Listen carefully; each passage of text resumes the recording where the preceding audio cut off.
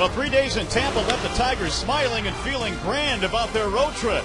However, here in Kansas City, the Royals have been able to flex their muscles. 11 hits in their Game 1 victory.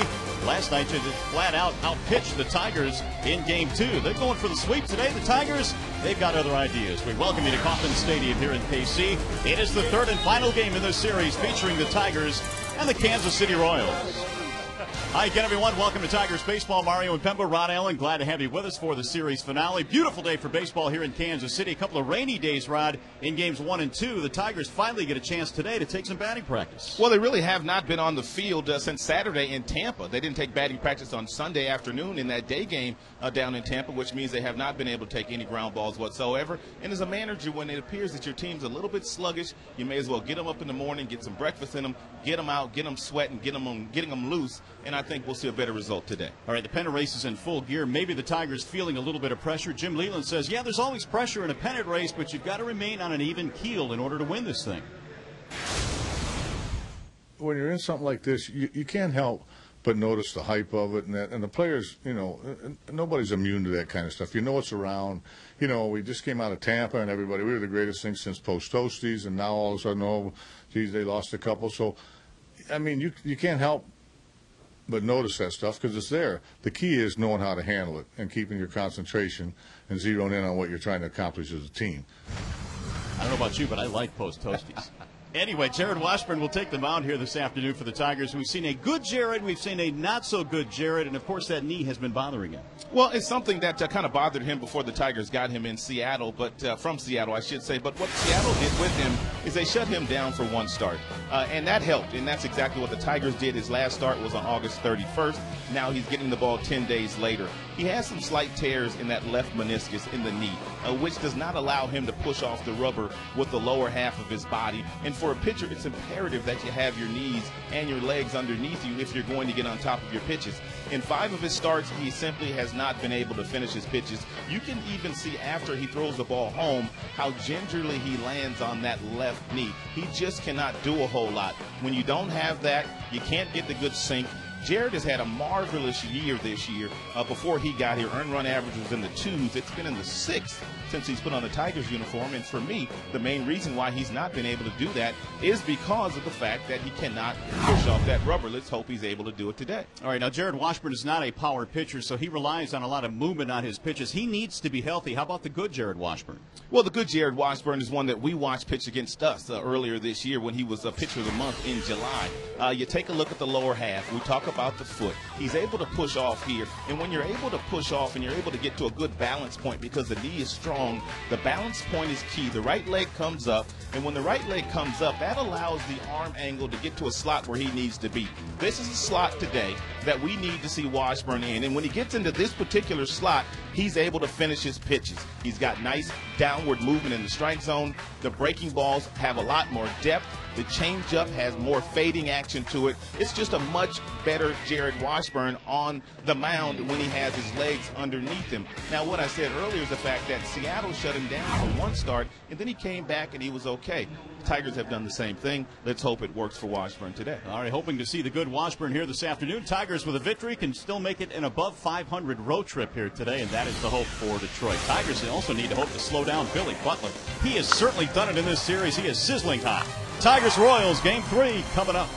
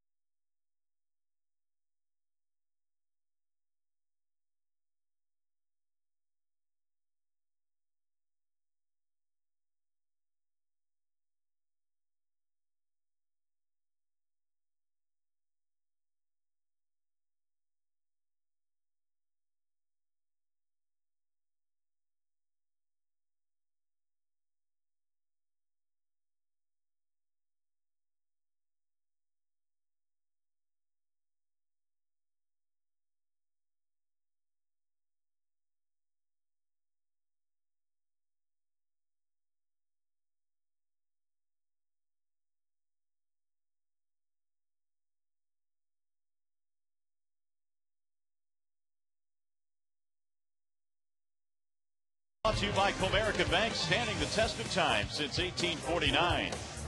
Your Motor City Dodge dealers. And by Arby's Bacon Cheddar Roast Burger Sandwich. Try it today. It'll have you saying, I'm thinking Arby's. Rain the first 2 days here, but clear and sunny here this afternoon. Tigers getting set to take on the Kansas City Royals from Kauffman Stadium here in Kansas City. Final game in this 3-game series as the Tigers try for a victory here today and go home with a winning road trip. Moments away from the first pitch, Maglio Ordonez in the starting lineup for the Tigers today, hitting .351 over his last 35 games. He's been hot. Stay with us. Lineup, first pitch, next.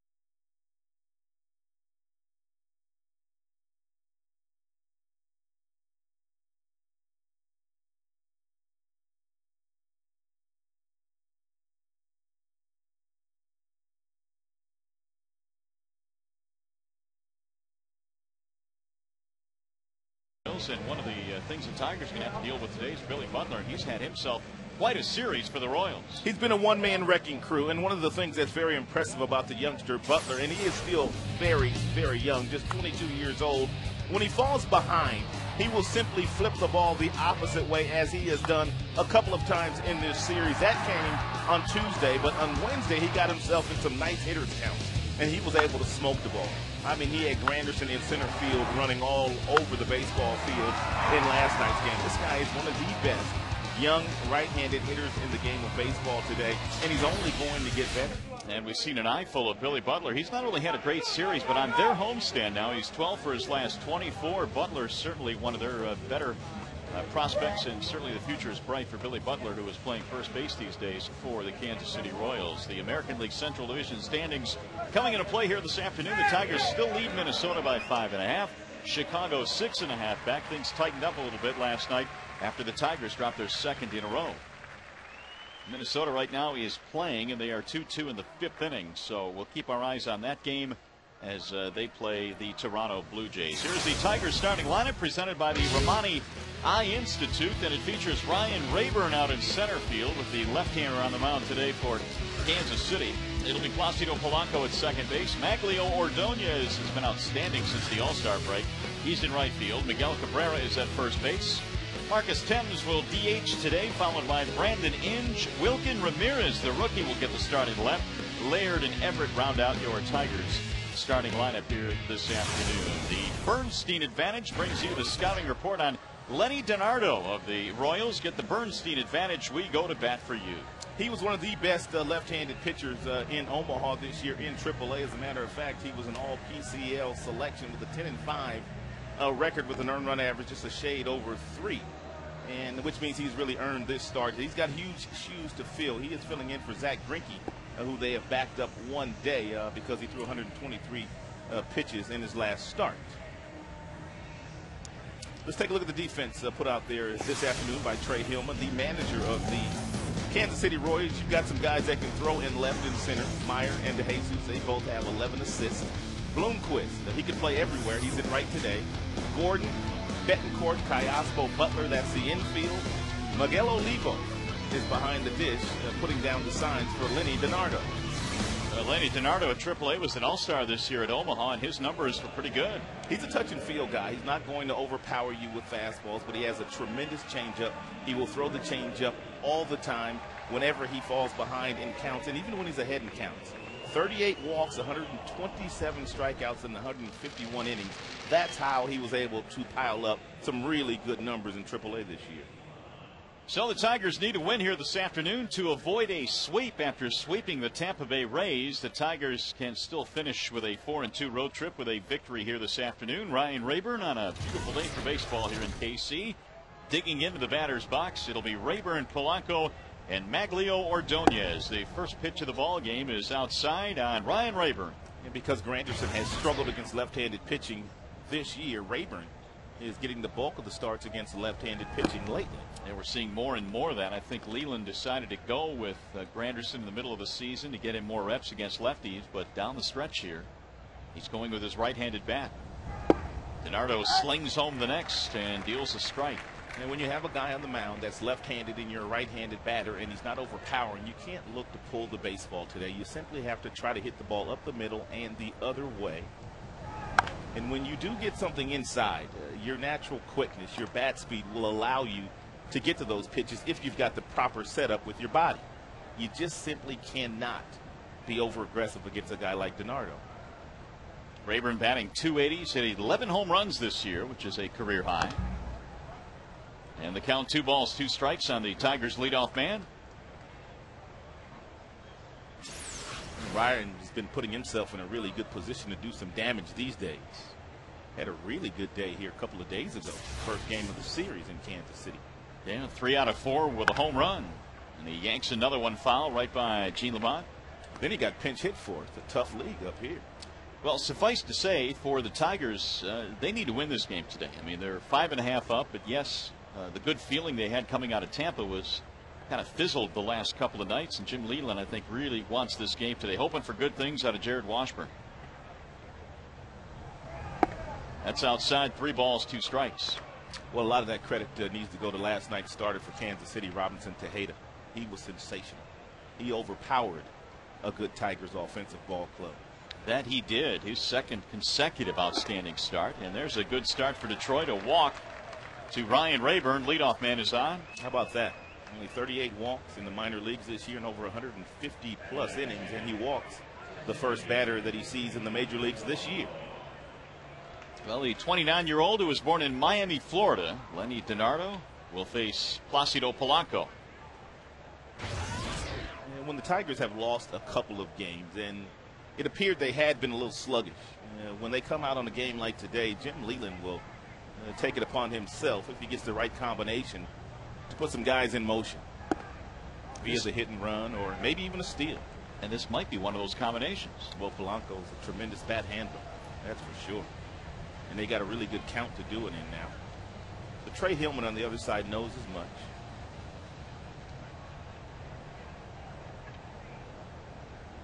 Polanco at 277, a couple of hits in this series. In fact, he's 2 for 8.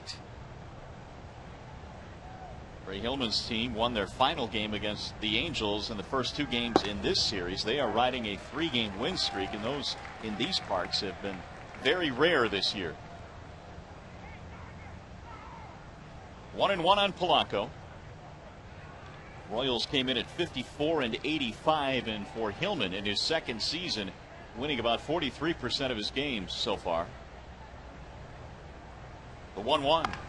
Bouncing ball foul at third base. 1-2.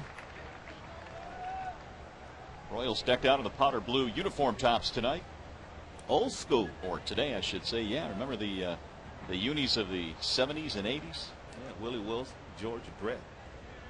Frank White. Willie Mays Aiken.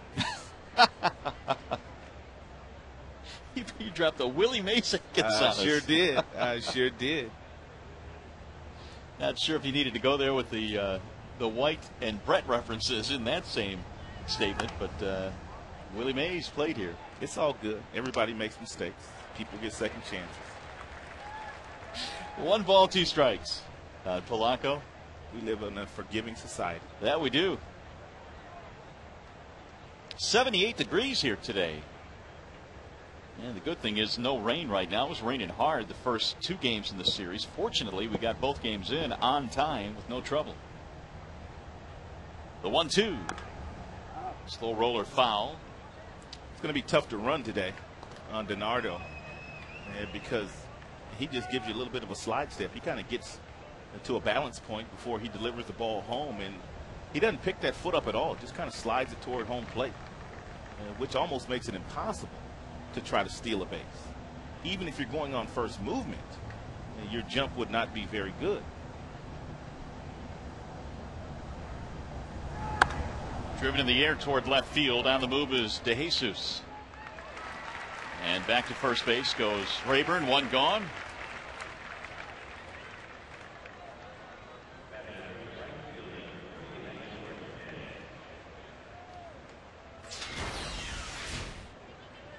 Well, how about the Royals Hall of Fame, which is out there in left field? Brett Saberhagen era. They had the powder blue uniforms as well. We are told we haven't had a chance to go see that Royals Hall of Fame, but it looks spectacular. Here is Maglio Ordonez. He's hit safely in his last 3. Maglio now up to 284 as he tries to get back up to that spot that he's most comfortable at, and that's the 300 range in his batting average. Seems like he's there every year, but this season has been a struggle up until the second half. He's kind of poured it on. 351 over his last month or so. Ever since he made that adjustment on August 1st with his batting stance opening up ever so slightly, which allows the head to get in a really good position to get both eyes focused on the pitcher. You get good looks and you do a little bit of damage as he does there. He's hit into right field. Rayburn takes the turn. He's coming to third base, and he is in there standing up. Ordonez with another base hit. That's the approach that you have to have against DiNardo. You can't get greedy. It really doesn't matter where you bat, whether you're Maglio, Cabrera, or some of your table setters. Drive the ball the other way because he has not thrown one pitch inside.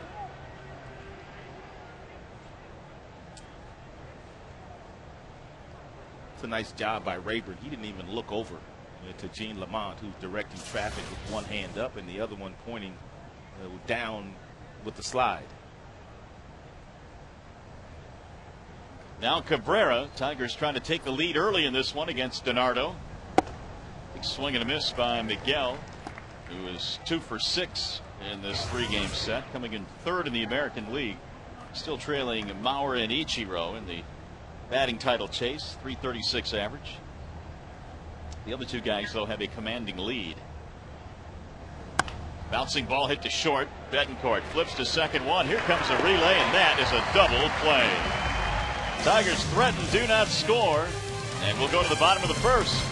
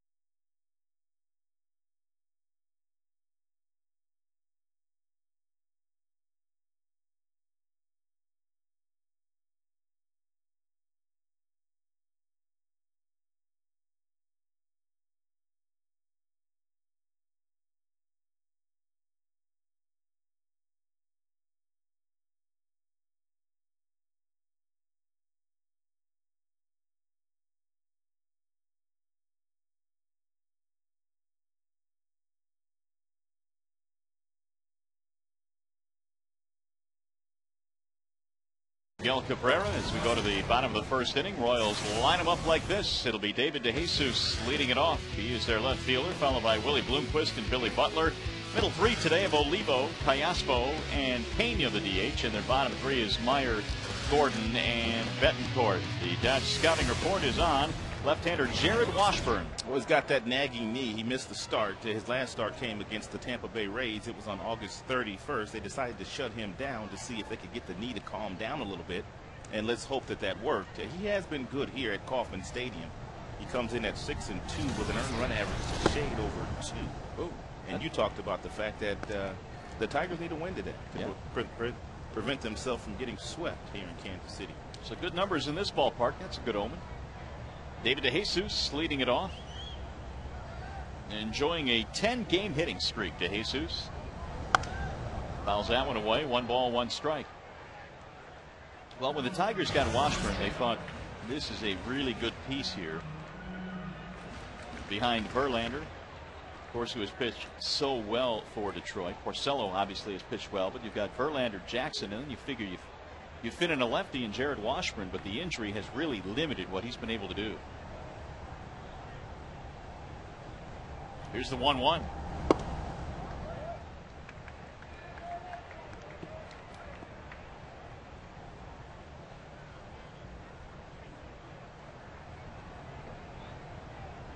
Two balls and 1 strike on David DeJesus.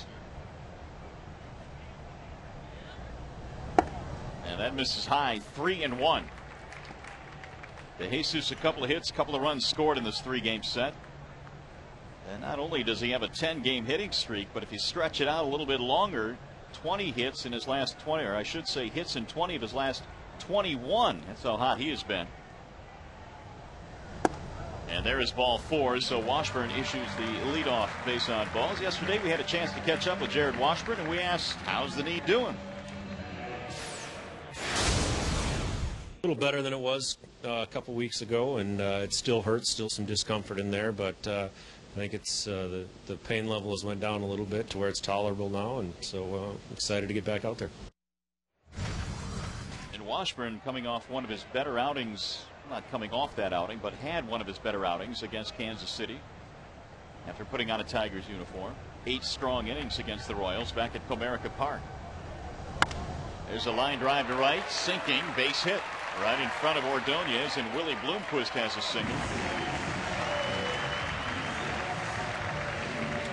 Let's take a look at the Tigers defense presented by your Chrysler and Jeep Superstores. You know that Maglio is in right field today. You've got Rayburn in center. Wilkin Ramirez making his 3rd start in the big leagues in left field for Detroit. Inge, Everett, Polanco, Cabrera, that's the infield. Gerald Laird is back behind the plate for the 3rd consecutive day here in Kansas City. There's Wilkin Ramirez, the rookie, getting an opportunity. Good combination of power and speed. We'll see what he can do here this afternoon. Tigers have leaned on their call-ups just a little bit since the beginning of September. Here's Billy Butler. What a series he has had. Butler is 5 for 8, and he has 4 doubles in this series. And the average now is over 300 at 304. Tremendous numbers at home. He does not swing the bat for whatever reason all that effectively when he leaves Kauffman Stadium, which is still puzzling to me with the kind of talent that he has. Well, Kevin Seisser, their hitting coach, had a great quote about Billy Butler the last time we played the Royals at Comerica Park, and he said, Billy just gets out of bed every day and he rakes. That's it.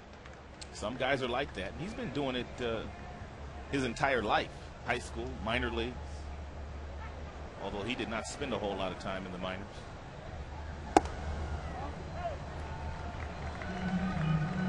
Two and 1 on Billy Butler. Got a 500 homestand going. 12 for 24. Trying to pick up a couple of base runners. DeJesus reaching on the walk, and Bloomquist on the single. Now the 2-1. Butler didn't like that call as he bends out of the box and has a look for Mark Carlson. Well, as a hitter, you work so hard to get yourself in a favorable fastball count. 3 balls, 2 balls and 1 strike, and that was a changeup that Butler must have felt was off the plate or low. And the way that he's been seeing the ball in this series, it's kind of hard to argue with Billy. You would have to trust his eye, that is for certain. Here's the 2-2.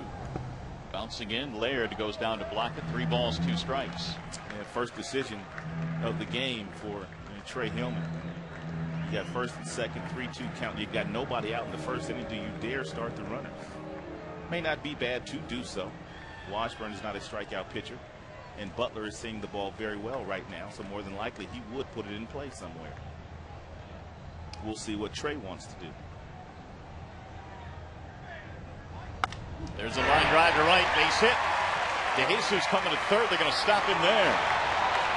Taking a wide turn at second base is Bloomquist, and he gets back. The crowd wanted Owen to send Billy Butler, or I should say DeJesus, but they stopped him, and Butler has another base hit to load the bases. You know, we talked about Butler at the top of the show and the fact that when he gets 2 strikes on him, he will get himself into a position and simply drive the ball the other way. If you're DeJesus on left field, on second base, once you round the bag, you have to be looking into right field. He is looking right now at the third base coach, and therefore when Magglio mishandled the ball in right field, he wasn't able to start up again to score. And that's when you hear people talking about running with your head on a swivel. You have to know where the baseball is, and if he had known that Magglio dropped that ball, he would have been able to score easily. DeJesus also appeared like he was going to be running on the pitch, and then he put the brakes on and then had to restart. Yeah. And that may have cost him. Like it was a missed sign or something. Right. Well, regardless, they have him loaded now for the cleanup man, Miguel Olivo. Nobody out. And Olivo pops it up. He might get out of this. Polanco hauls it in at the grass, and there's your first out. Runners will hold. You get that ground ball now, and you can get out of this bases loaded jam, although it's going to be difficult against Callaspo. Callaspo's had a pretty good series, couple of hits. He's walked 3 times, and he absolutely crushes left-handed pitching. In fact, to the tune of 372 against lefties this year.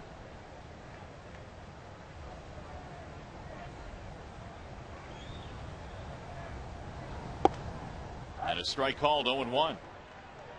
Judging by the number of off-speed pitches that Washburn has thrown here in the very first inning, and that left knee may still be bothering him a little bit, which is now allowing him to really put a whole lot of pressure on the foot that's on the rubber, which allows him to get on top and throw firm fastball. That's driven to center field. Rayburn going back. He'll make the play. DeJesus will score on this ball. He comes in from third base. Sacrifice fly, RBI for Callaspo. Played that soundbite, and Washburn was talking about how the knee feels a little bit better, but I would guess that if you're trying to pitch with slight tears in your meniscus in the left knee, then it's going to be something that may have to be addressed in the offseason. Yeah, a little bit better is not exactly a ringing endorsement, and obviously not feeling 100%, but he has a chance here now to escape with minimal damage. And the Seattle Mariners shut him down in May for a start. And it worked. He came back and pitched 6 innings and didn't give up a run when he was shut down by the Mariners. Brian Pena, the designated hitter, batting in the 6th spot.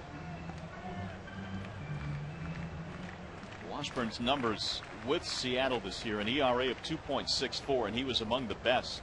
Top 5 really most of the year, including a win over Detroit back in July at Comerica Park right before the trade happened.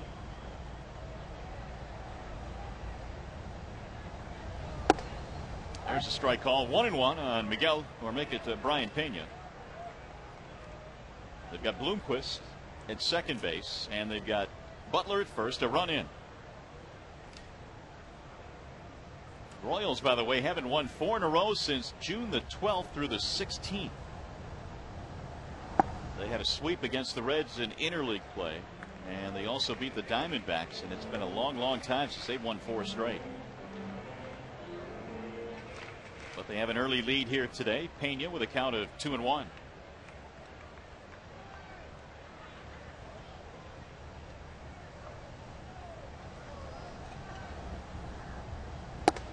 3 balls and 1 strike.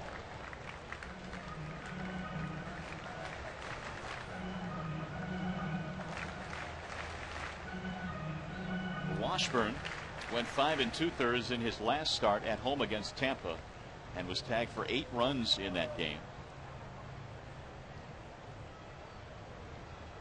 Here's the 3-1 pitch.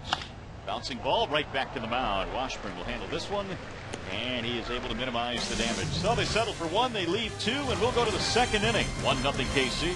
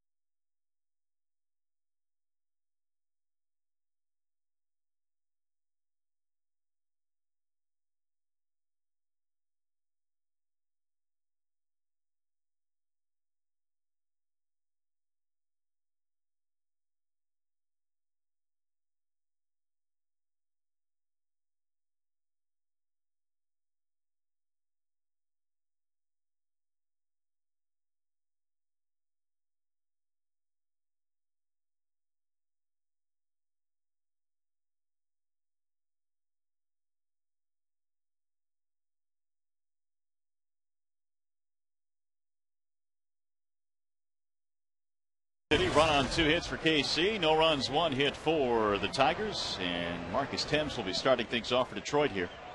Tigers had a golden opportunity. Runners at the corners in the 1st inning, but a double play ball got Lenny DiNardo out of any trouble. Marcus getting an opportunity to DH today. Thames, Inge, and Ramirez here in the Tigers' 2nd. Take a look at the shift they have on Marcus. This is the second baseman here, Kai Ospo. He is on the shortstop side of the bag. This is the only team that I've noticed that plays a shift against Marcus. He's a dead pull hitter. There's no debate about that. But Trey Hillman, the only manager that takes the luxury of defending him this way. Thames in that 1st game had an infield hit when he went to the right side of the infield. Yeah, it was a play that Kai Ospo would have made had he been playing his regular position, or even shading him a little bit to the pull field, not to the extreme that he is right now. Marcus drives one to left center. That's down, a base hit. Over there to play it is Mitch Meyer. He bobbles it momentarily, but not enough. And it's a leadoff single, so the Tigers get their 2nd hit. Tying run aboard now for Brandon Inge.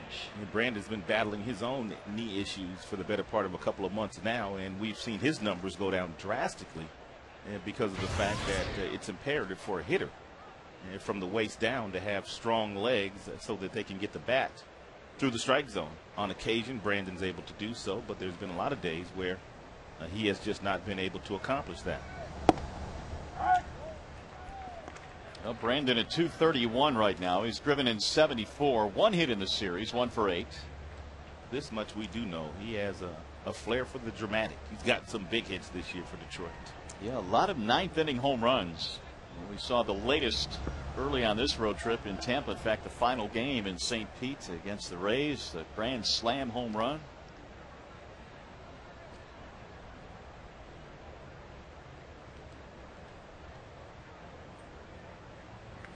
Inge also with a walk-off home run against the Royals back in August at Comerica Park. That came off of Ramon Colon. Fouled away.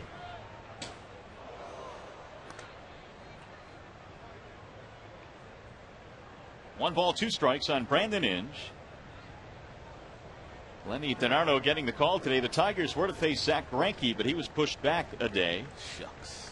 That's too bad. Isn't it, though? Swing and a miss. First strikeout for DiNardo. That is DiNardo's best pitch. He has a swing and miss changeup, and there are a few guys in the major leagues that do. And they give you the same arm speed as the fastball and the breaking ball, and you do not slow the arm speed down, and that's where you get the deception. It's a really good pitch by Lenny. Here's Wilkin Ramirez. Speaking of pushing Greinke back, did you hear now that the Blue Jays have pushed Roy Halladay back? Shucks. So we're not going to see him on Monday. That had the makings of a great matchup against Verlander, but that's too bad. This is the time of the year when managers start to kind of look at the load that some of their starting pitchers have thrown all year. The aces, especially guys like Greinke, Halladay, and they try to give them that extra day if they can do that, especially if you're not going anywhere. The 0-2. Ramirez watches one bounce in.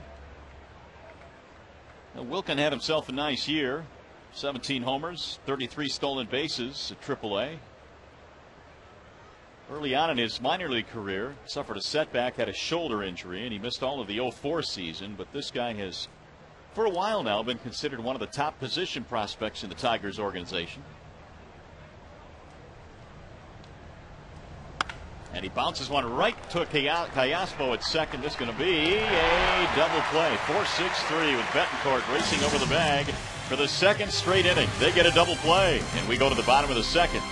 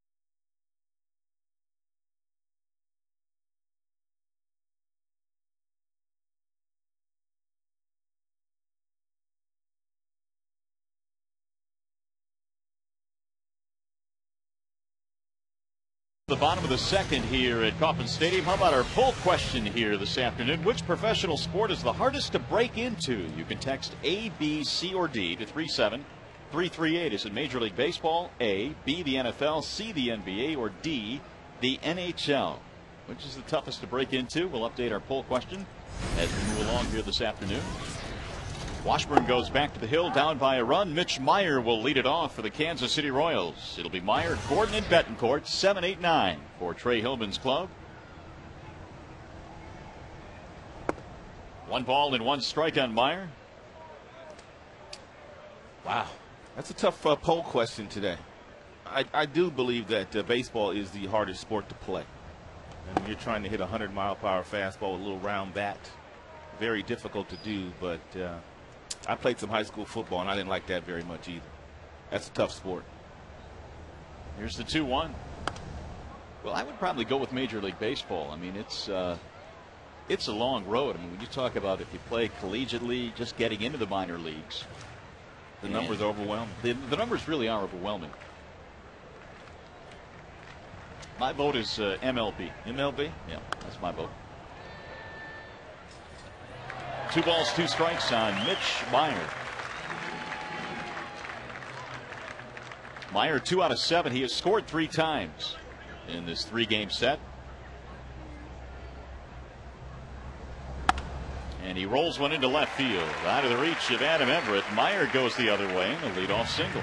It's one thing Washburn has not done a whole lot of this year, and that's give up hits to left-handed batters. And coming into play today, left-handers hitting just 181 against Washburn. But the Novi kid, Maier, with a very nice approach here. It's a fastball up right around the belt buckle, and he doesn't try to do a whole lot with it. And just hit it in that hole between third and short. So here is Alex Gordon, batting .202 at the big league level. Gordon showing bunt. 1 for 3 with a double in the series. Owen running through the signs down at third base as both Gordon and Maier give a look.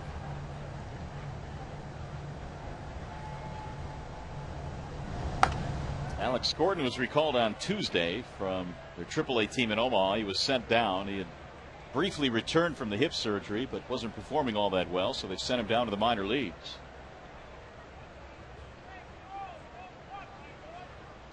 Terrific prospect. In fact, twice was a high school player of the year in Nebraska.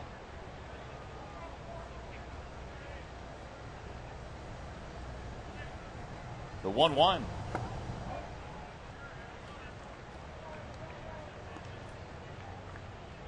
Meanwhile, an update from Rogers Center in Toronto. The Blue Jays leading Minnesota. They're in the bottom of the 7th, 3-2.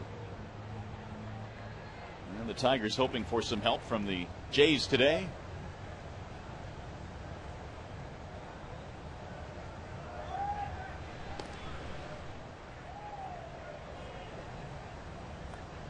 Maier down there at first base has 7 stolen bases. Being held by Cabrera. Royals got a run in the first inning on a sacrifice fly by Callaspo. After loading the bases, they settled for just the 1 run. Trey Hillman has been managing it very aggressively in this series. It's a good hit and run count if they want to put a runner in motion.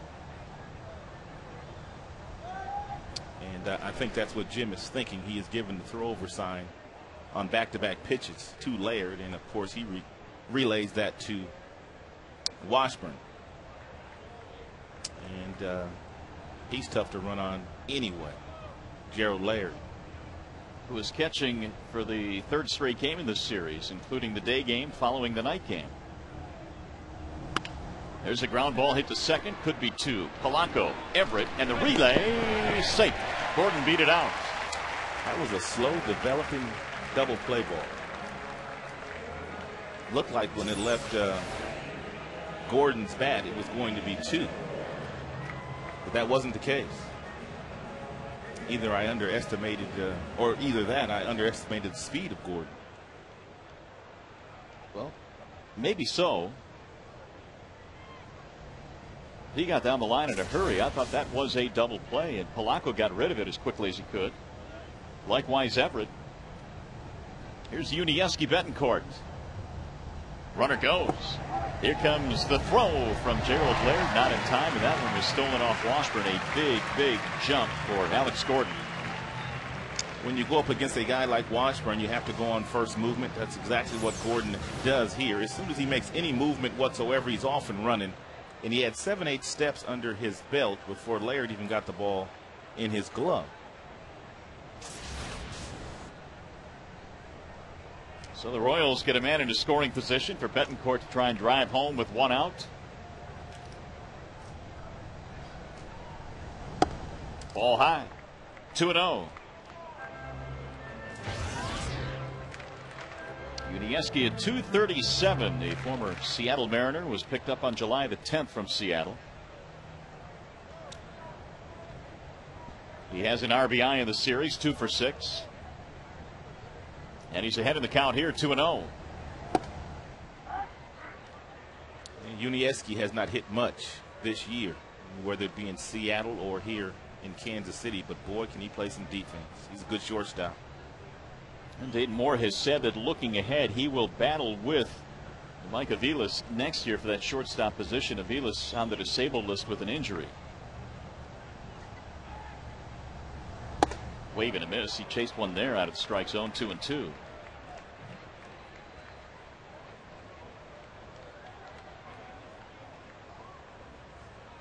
Betancourt shaking his head after that last swing. July the 10th, the exact date in which he was traded from Seattle. A couple of minor leaguers the Royals gave up.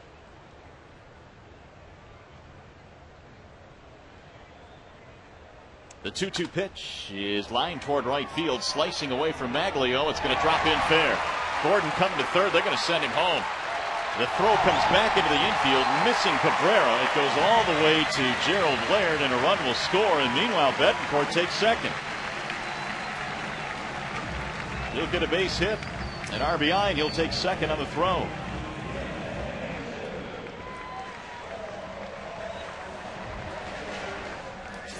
After taking a very wild swing on the 2-1 pitch, Betancourt calmed down and got himself a solid single in the right field. If you're Maglio, when you turn around, you have to hit the cutoff man and Cabrera and give him a shot at throwing out Gordon, but the throw was off, and Betancourt was able to read the throw, and now he has himself in scoring position.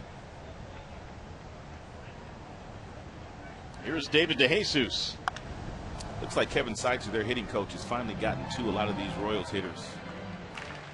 Because in this series alone, there have been a lot of base hits the other way.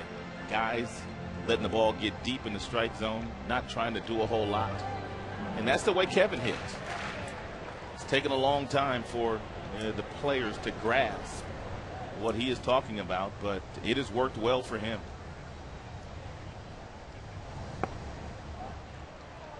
1-1 on DeJesus.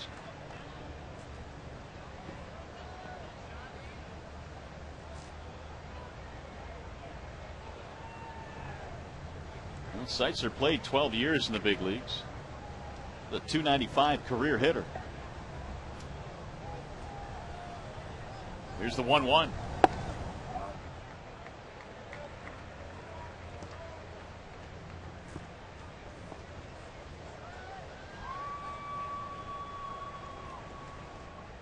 Washburn gave up a run in the first, and now another one here in the second.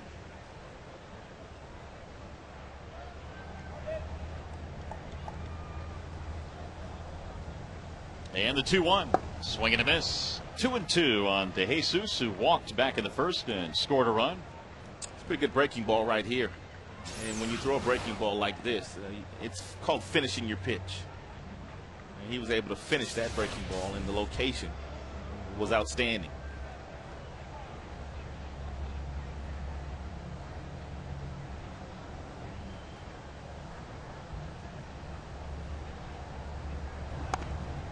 DeJesus just got a piece of that one.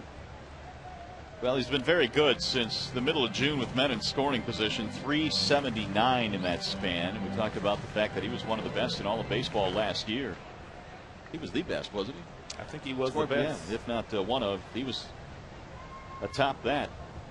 11 for 29 for the Royals. Risk in this series. They've got it done. He was over 400 last year.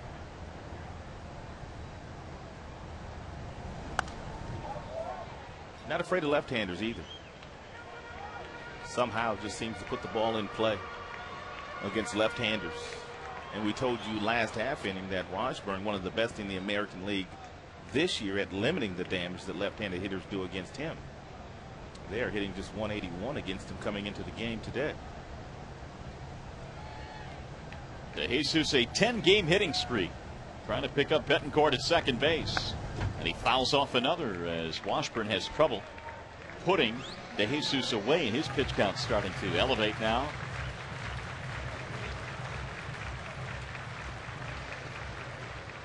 We're only in the second inning, and this is the 8th pitch coming up in this at bat. 43 pitches thrown by Jarrett.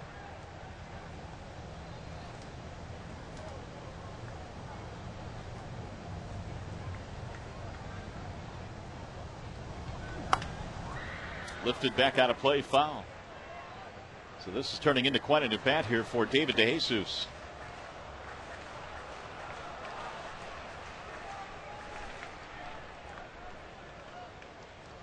Leland talking last night after the game about how his team needs to maintain an even keel, understand the pressures that go with being an independent race. Of course, 06 taught the Tigers that they got to find a way to finish it.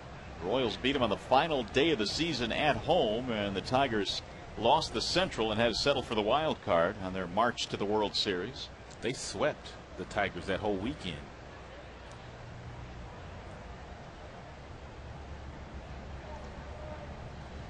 Two and two.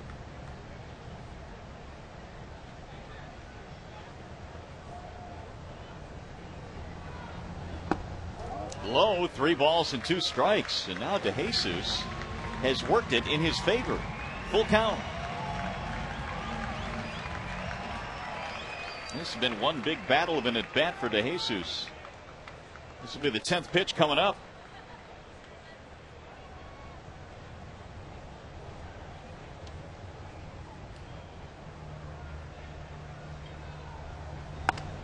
And it's driven toward left field. Ramirez is there.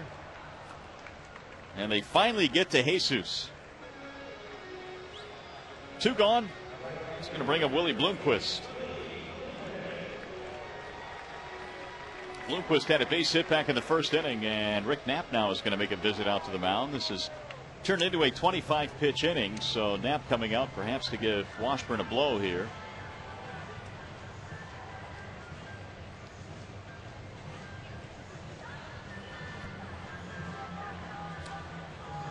Hey fans, take advantage of the September double play for all Monday through Thursday games. Between now and September 17th, get 2 outfield box tickets for $49, a savings of $15. Call 866-66-TIGER or visit tigers.com for the September double play. Counting them down as we head toward the end of September. Tigers trail here 2-0. We're in the second inning with 2 outs. Willie Bloomquist stepping in. He's singled back in the first. 1 of 4 hits already for the Royals. And a bouncing ball back up the middle. Polanco on the backhand. His throw is in time for the out. Bloomquist is nipped at the wire. And that is that for the Royals. They will settle for 1 run. They leave a man, but a fine defensive play by Polanco limits the damage.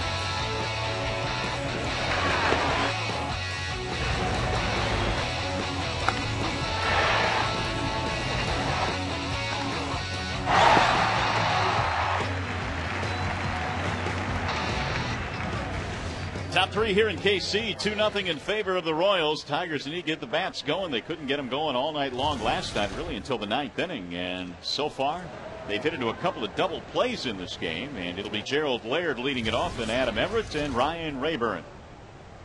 Lenny DiNardo back to the hill. The 29-year-old out of Miami, Florida, delivers a strike to Gerald Laird. Gerald trying to snap an 0 for 16 slump. His average now at .216. The 0-1 pitch.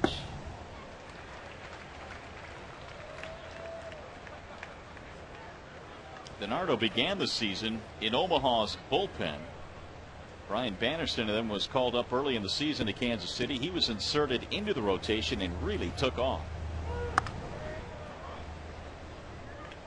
DiNardo also pitched this spring in the WBC for Italy, and that may have cost him a spot on their roster coming out of spring training. He was missing from Royals camp for quite a while, as most players are, while playing in the World Baseball Classic. Bouncing ball to Alex Gordon. One gone. So that'll bring up Adam Everett.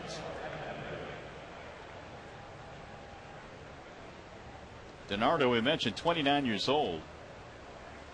He's been given a rather unique nickname. Apparently he has a chiseled upper body, so they call him Pex DiNardo. I guess there are worse things to be called. Here's Everett. You got one of those? Pecs? Yeah, a couple of them actually. Do we have some of those? Yeah, we do, but they're just not developed. Can you buy them? How do you get those anyway? I don't know. Lift a few weights, I guess. 0-2 on Adam, who wasn't so sure about that last pitch. DiNardo has been working ahead of a lot of these Tigers hitters. And of course, it's the first time they've really seen him in a while. Some of the Tigers have seen him in a limited role, whether it be for Boston or the Oakland Athletics, but there's not a lot of history Tigers hitters have against DiNardo. He began his career in the Mets organization, a third-round pick back in 0-1. And that's outside. 2 balls, 2 strikes. He's what you call a touch and feel guy. Not a lot of fastballs that touch 90 miles an hour. Everything's moving. Fastballs fading away from the right-hander. Breaking balls down and in.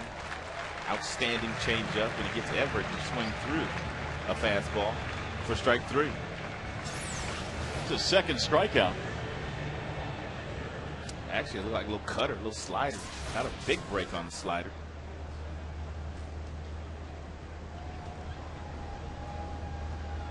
Now Ryan Rayburn, who walked back in the first. Hopefully the Tigers will not have that first inning haunt them. They had runners at first and third with 1 out, and they had their number 4 hitter up, Miguel Cabrera. And he bounced into a sharp double play to end the inning. That's pulled, and a nice play at third by Gordon. To his feet and throw him out. Alex Gordon flashing some leather. Tigers go 1-2-3. DiNardo gets some help from his third sacker. Still 2-0.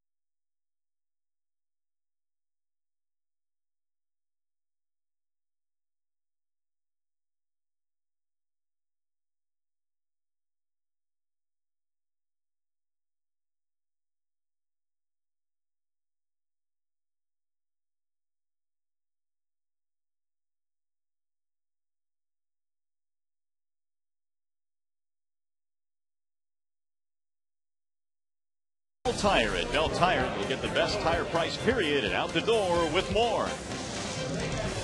Back here at Kauffman Stadium, Royals fans enjoying the game here this afternoon on a beautiful day for baseball in KC. Temperature in the 80s at the start of this one. And the Royals enjoying a 2-0 lead as we go to the bottom of the third, where they have the middle of the lineup coming up. Butler, Olivo, and Callaspo. Billy Butler had a base hit back in the first and is now 6 for 9 in the series against Tigers pitching. Hits this one the other way as well, but on one short hop to Polanco. They finally get him, one gone. That'll bring up Olivo. Royals have some decisions to make in terms of their catching. They've got Olivo, we've seen Pena, we've seen Buck. Buck caught in the ball game last night, and I guess there's a feeling among some scouts that of the three, really none of them are everyday catchers. Maybe Buck, I guess, would be the closest. But Olivo has had the best offensive numbers. 18 home runs this year. At least the best power numbers. And his average of 246 coming in. Olivo has been well traveled. White Sox, Seattle, Florida. In fact, he was a teammate of Miguel Cabrera's for 2 years with the Florida Marlins, 06 and 07. That's back up the middle and into center field. Boy, have the Royals done a lot of that in this series.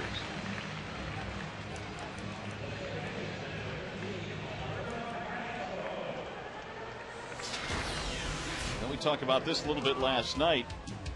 If the Tigers finish at 500 in their final 24 games, this is what the Twins and White Sox would have to do to catch them. Well, they have to win a lot of games. 17 games apiece they would have to win.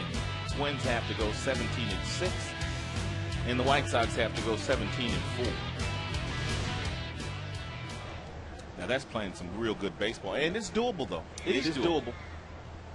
But down to not likely, but it's doable. That's why Jim continues to preach to his team. Don't get ahead of yourself. Finish this thing out. Shot foul back out of play by Callaspo, who had a sacrifice fly back in the first to drive in a run, his 56th RBI of the year. This guy's a guy that doesn't strike out all that much. In fact, this game features the two toughest players in the American League to strike out. Polanco, number 1 on that list, and right behind him is Callaspo. And they have been there all year. They've been 1 and 2 all season long.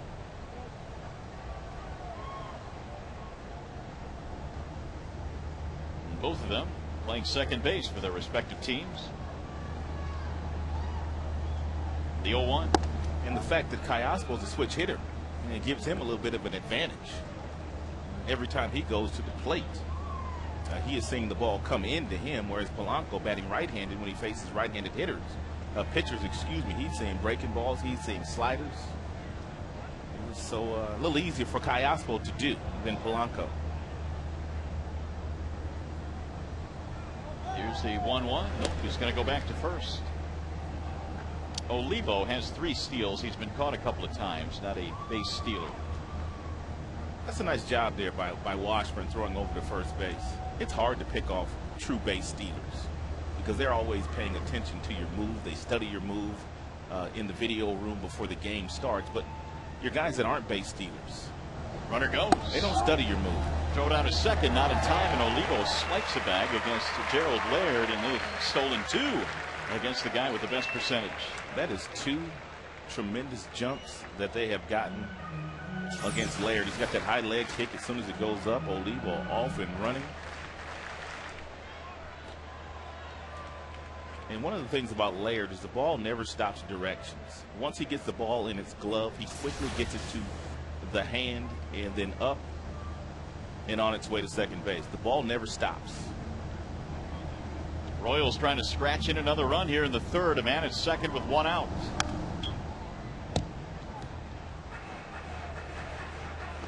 Two and 2 on Callaspo. He's got himself a 9-game hitting streak.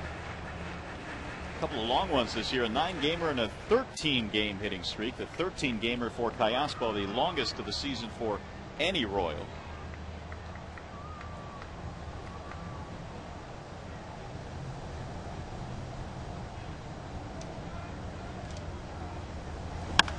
Hit the other way and scooped by Cabrera nicely off to his left. That'll advance the runner. 2 gone. Callaspo is out of there.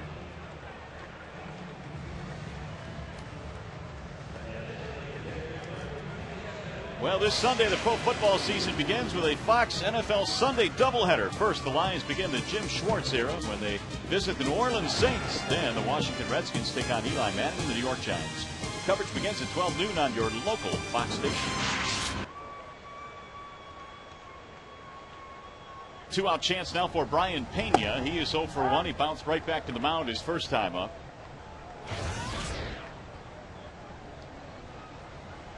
Pena 1 for 6 coming in, and now 1 for 7 in the series. He has an RBI.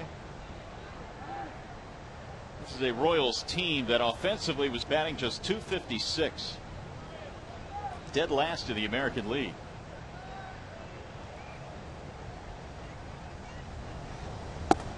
Ball outside. In fact, the Tigers came into this game just a couple of percentage points better at .258. But the Detroit pitching has been so much better this year. Jim Leyland has had to lean on that pitching staff quite a bit. Here's the 1-1. That's popped up. Behind the plate, Laird will not have room. Just out of play.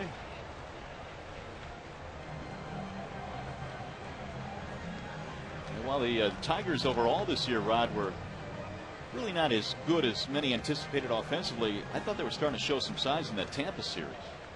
They performed well. That is for certain. A lot of come from behind wins. And Jim was making lots of moves and changes with pinch runners and pinch hitters, and guys were responding. And really not a bad game offensively in game 1. They raced out to a 5-2 lead in this series, eventually losing that game. But consistency has been the battle all season long for the Tigers offense. They've worked hard.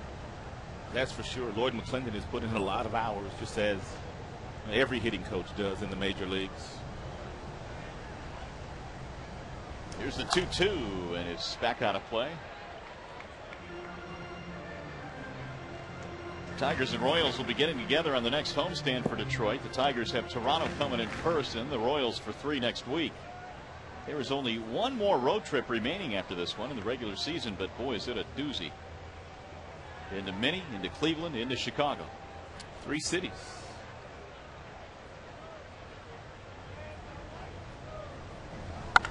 Driven deep down the left field line, hooking though, and going foul.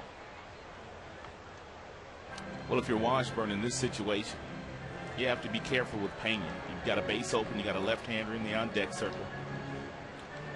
You can't let Pena get a base hit here.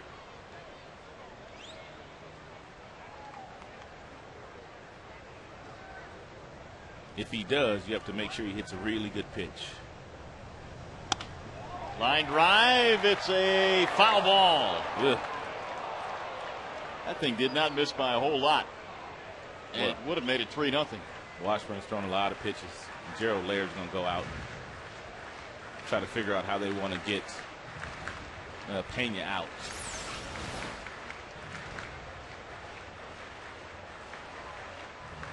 It's about as close as you can get down that left field line. 63 pitches. It's a lot. Pena thought he had one there. Yeah, 63 here in the third. That's a ton.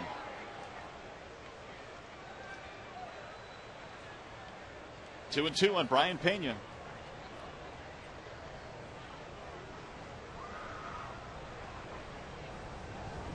And a bouncing ball to short.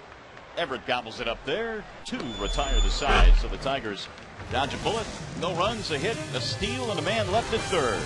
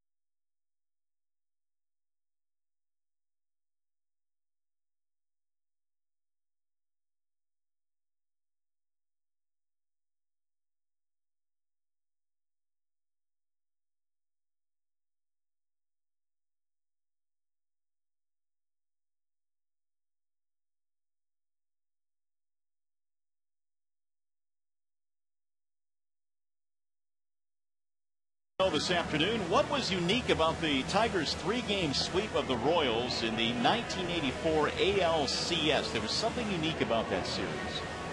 Let's put the thinking caps back on. Go back to 1984 when the Tigers swept the Royals and try and come up with what was unique about that 3-game set. And we'll get you the answer in the bottom of the 4th inning. In the meantime, Tigers have some work to do. They're down 2-0 here, trying to avoid a sweep.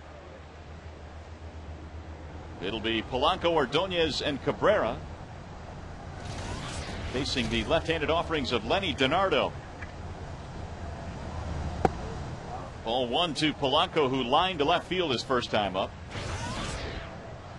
DiNardo, 43 pitches after 3 innings. Second time around the batting order for Detroit. Maybe they can figure out some things to get to DiNardo. Rayburn, who grounded out and to end that top half of the 3rd inning, hit a bullet down to Gordon. 3-0.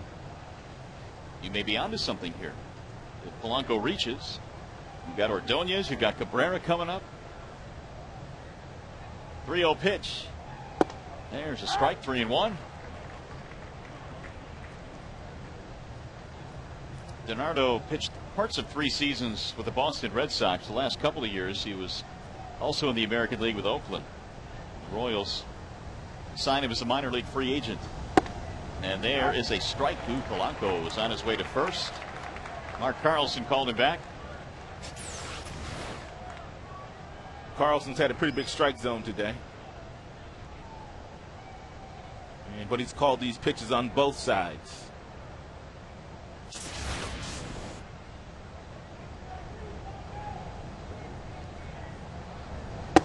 Swing and a miss. And we talked about how rare it was. And Polanco strikes out.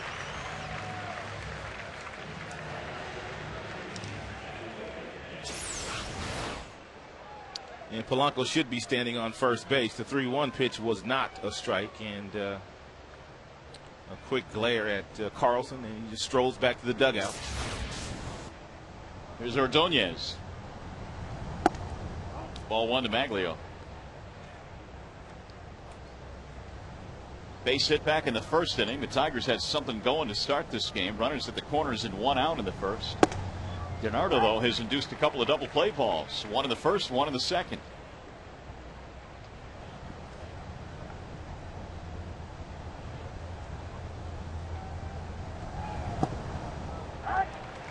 And he gets ahead again, 1-2.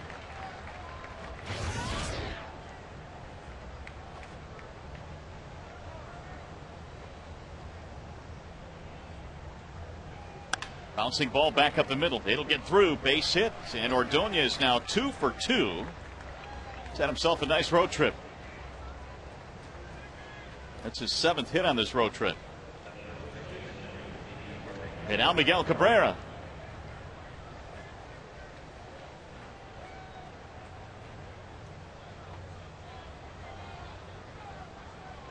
Cabrera hit into the 6-4-3 back in the 1st inning. Ramirez hit into the other double play in the 2nd.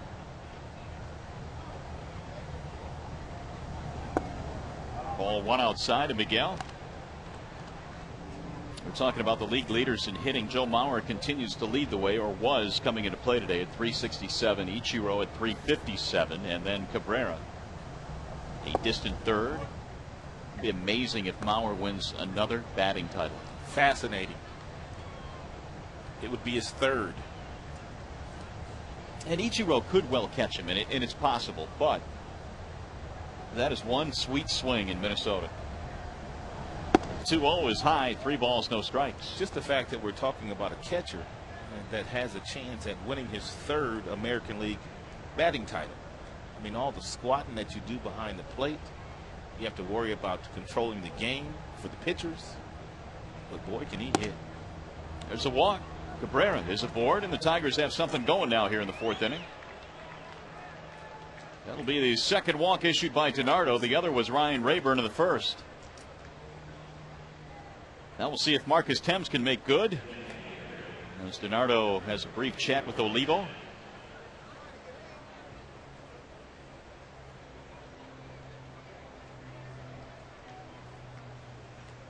Thames had a single back in the second. That started the frame.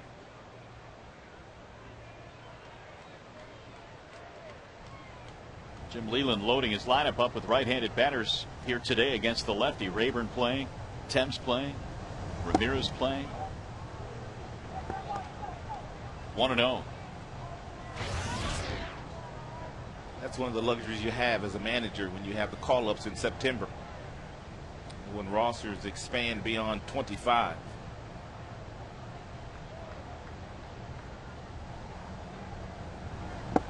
Waving a miss.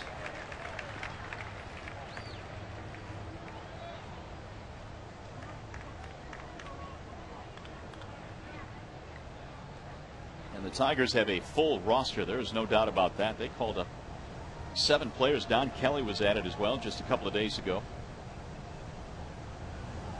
Way inside. Good pickup by Olivo.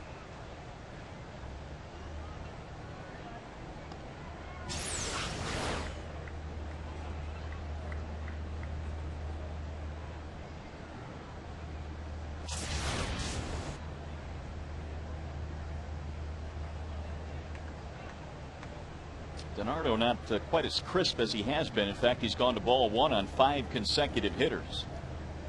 He's behind Thames here. The 2-1 pitch. Driven into left field, base hit. Ordonez coming to third base. They're going to stop him there, and the Tigers now have loaded the bases with 1 out. And Marcus Thames beat the shift. They had 3 infielders on the left side of the infield, but Marcus still able to get him. And we're going to make that our Bell Tire pitch by pitch. And the fact that Marcus was able to get ahead in this count set him up for singling sharply into left field. And if you're Gene Lamont at third base, you've got to hold up Maglio. DeJesus has 11 assists and from that left field position, and that ball got to DeJesus rather quickly. Maglio would not have scored. So Bob McClure, their pitching coach, is out to the hill now. A jam here. The Tigers down by 2 runs, but a terrific scoring opportunity. The bases are loaded. Mark Carlson, the home plate umpire, is out there to break it up.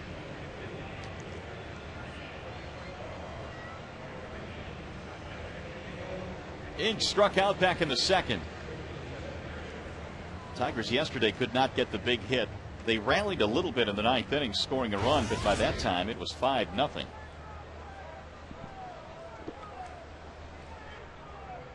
Now a big hit away here from perhaps tying this game. Brandon takes strike 1.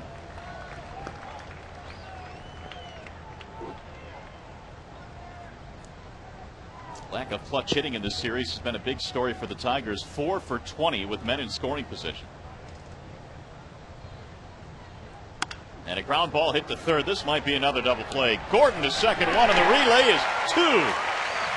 Third double play of the day for the Royals, and that one came with the bases loaded.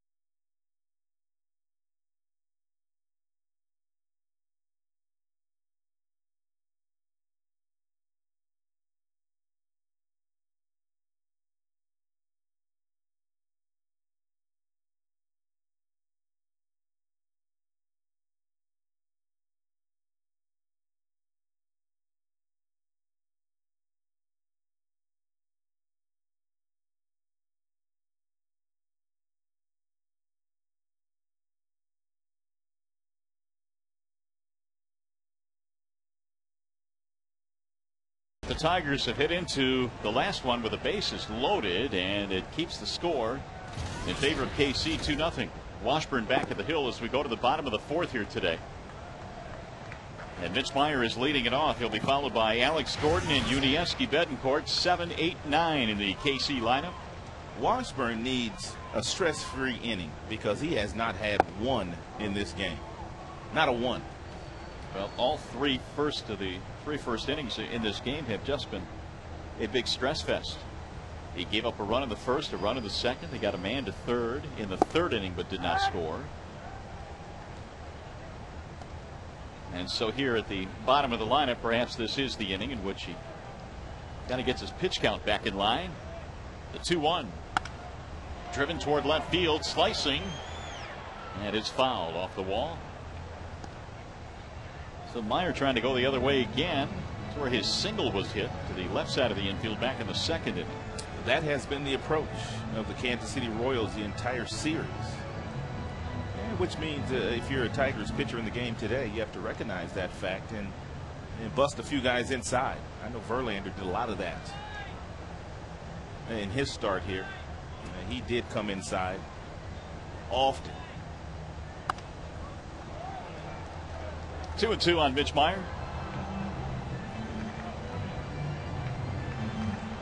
Well, the Royals have had to deal with so many injuries this year. That has been really a big part of their problem. They've had some key guys out, and Dayton Moore was saying the other day that they just have not had enough depth at the upper levels of their minor league system to be able to bring guys in to fill in some of those spots. That's where the Tigers have done a marvelous job the last few years. Al Avila, vice president and assistant general manager to David Dombrowski, pretty much signs all the 6-year free agents, minor league free agents.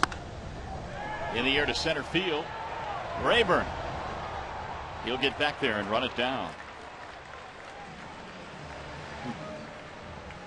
So that Aflac trivia question again. What was unique about the Tigers' 3-game sweep of the Royals back in the '84 ALCS? And your answer. The series was worked by replacement umpires. I'd forgotten that. I forgot that actually. So they didn't have the big league umpires working that '84 ALCS. That truly is unique. That is. Just to finish that thought on Al Avila and him signing the minor league free agents, what you do when you do compile your AAA roster, obviously you're going to have a few guys from your minor league system that are prospects that are playing there, but you also have to protect yourself at the major league level in case there is an injury. You want those guys that are in the minor leagues, some with some major league experience, that can come up and help you out until your regular player gets healthy again. Royals have not had that. It's all about building depth, I suppose. And Dayton Moore went on to say when he was in Atlanta and the Braves won their 14th consecutive division title over in the National League, they did it that 14th season with a lot of injuries, but they had a lot of guys come up from AAA and fill in. Nice kick save there by Washburn. He flings it to first base, and on one hop, Cabrera is able to scoop it. An odd-looking shuttle pass by Washburn.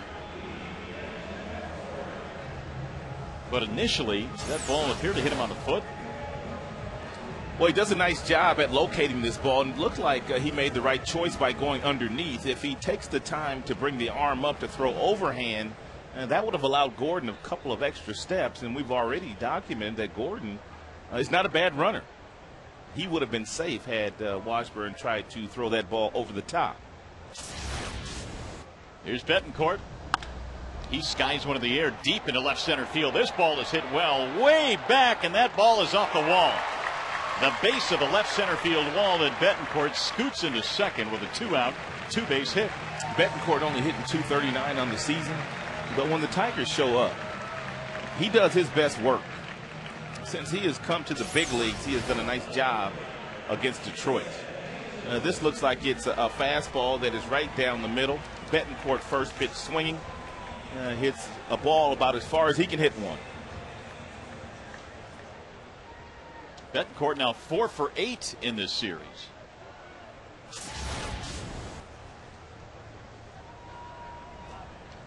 It'll bring up David DeJesus. who had himself a 10-pitch at bat back in the second, and Washburn finally got him to fly out.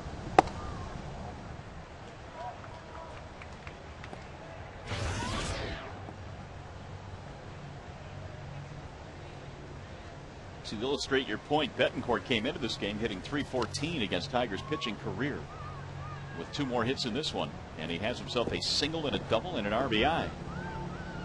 Here's the 1-0. DeJesus cuts and misses. 1 ball and 1 strike. It's a good pitch. It's a fastball count. DeJesus obviously looking for the fastball. 1-0. And Washburn threw one of his better breaking balls of the afternoon.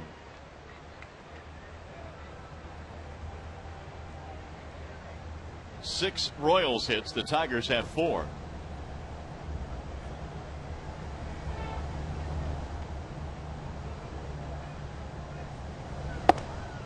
Washburn missing high, run it to 2-1 on David DeJesus, and we have a final score now from Rogers Center. Tigers will, at least to this point, pick up a half game on Minnesota because Toronto beat them 3-2. So right now it's a 6-game spread, but that is the pending of the outcome of this one. Toronto 3, Minnesota 2.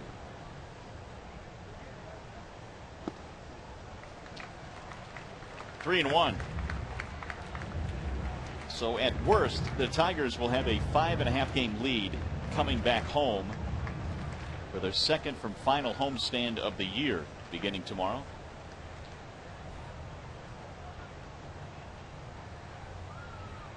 DeJesus now putting together another pretty good bat here against Jared Washburn. He's up 3-1 in the count. And make it 3-2. I think I called Al Avila instead of Avila. I want to make sure I get that right. Well, it is Avila now. Well, Alex wants it to be Avila. Well, if son's going with it, I think the whole family's going with it. You think so? I think so. Well, we need to ask Al that because it's a really good question. Because we were under the assumption that it was Avila. I just thought about that. We can't call Dad one thing and son the other. No, can't do that. There's a walk to DeJesus. Why don't we just go with junior and senior? That's always real simple. Take it easy on us. 2 on 2 outs, and now it's going to be Willie Bloomquist. What it looked like he was going to have that stress-free inning before the double off the bat of Bettencourt.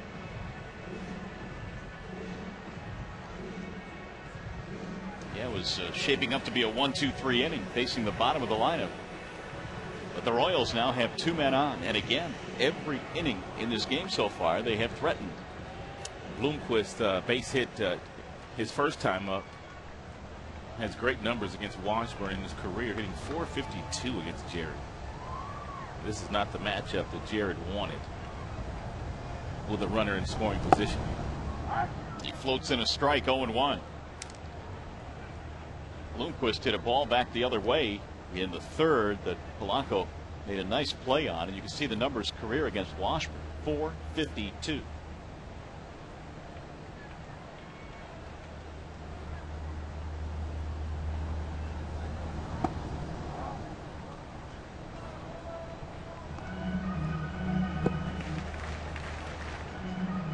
Well, the Royals have said that they're trying to build their team like the Angels have built theirs, based around pitching, speed, defense. Bloomquist gives them a guy that can steal some bases. Very versatile guy, can play the outfield, the infield. Here's the 1-1. Slap back out of play. 1 ball and 2 strikes. Boy, they want to go right from the bottom to the top then, don't they? Yeah, well, you might as well. I mean, they're talking about playing the kind of baseball that the Angels play. Well, I think the thought is they're trying to build their organization like the Angels have, based around those aspects. It's funny how organizations from year to year try to pattern themselves after different organizations. For about a 10-year span there, everybody wanted to be the Atlanta Braves. Yeah. And then it was the Minnesota Twins. And now people are talking about the Angels out west. Ball low, 2-2. Well, it's worked for them, and obviously they have a manager that knows how to use his personnel in Mike Scioscia. Oh, for sure. He's one of the best in the game.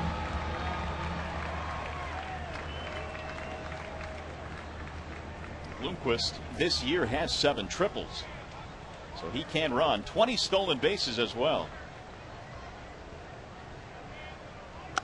I think you're seeing a lot more teams these days trying to become more athletic and build their team around guys that can run a little bit, play some defense. Yeah. Pressure the opposing defense.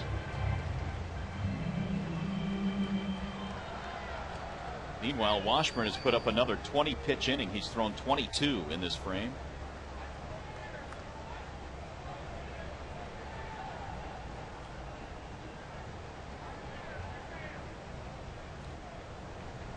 Two men on for the Royals. The 2-2 pitch is high, 3-2. So they're going to get the runners started here. Nobody up in that Tigers bullpen either. If he does lose Bloomquist, he's going to have to face the dangerous Billy Butler, who's one of the hottest hitters in baseball right now.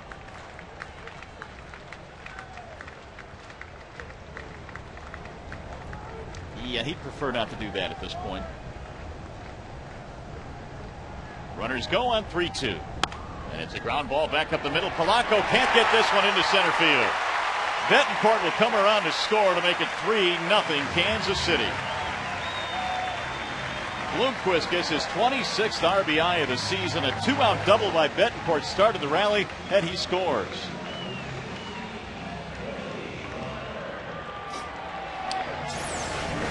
Fastball at 89 miles an hour. Looked like it was right down the middle, about belt buckle high. And Bloomquist, one of the reasons why he has good numbers against Washburn is he's not trying to do a whole lot. He'll take those base hits up the middle and the other way, as he has already done on a couple of occasions this afternoon. So he's going to have to face Billy Butler now with runners at first and third, another man in. That is the 7th hit for Kansas City in this game. And Butler wasting little time, drives one foul back out of play. Butler 1 for 2 today, now has hit safely in 6 consecutive games. He has been a doubles machine this year for the Royals.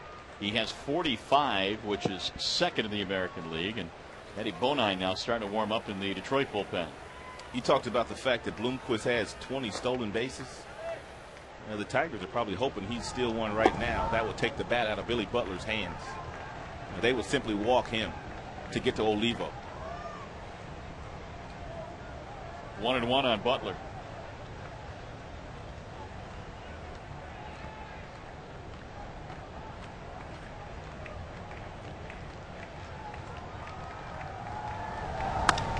Driven to right field, sinking. Maglio coming on to make the play, and the side retired. They get another run, a 2-out run, and the Bloomquist hit, and it's 3-0.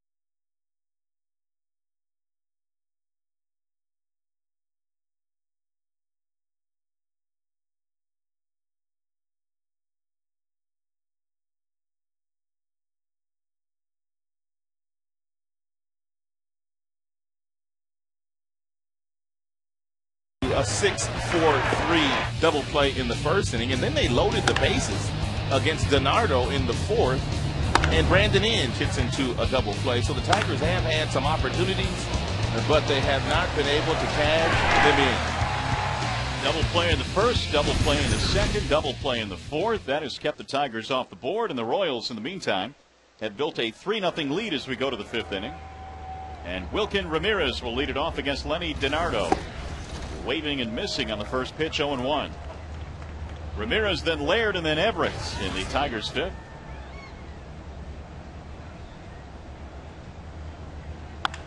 Driven to center field.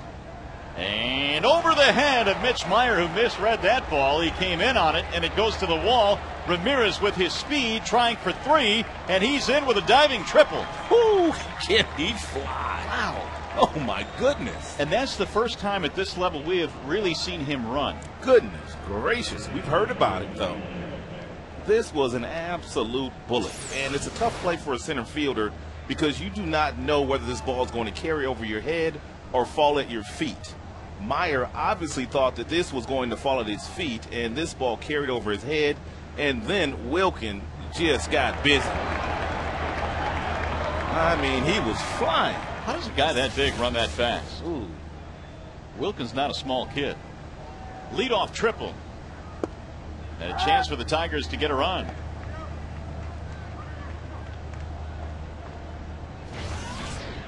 Well, they're conceding the run on the infield. They've got a 3-run lead, and a ground ball up the middle or to first base would score Ramirez.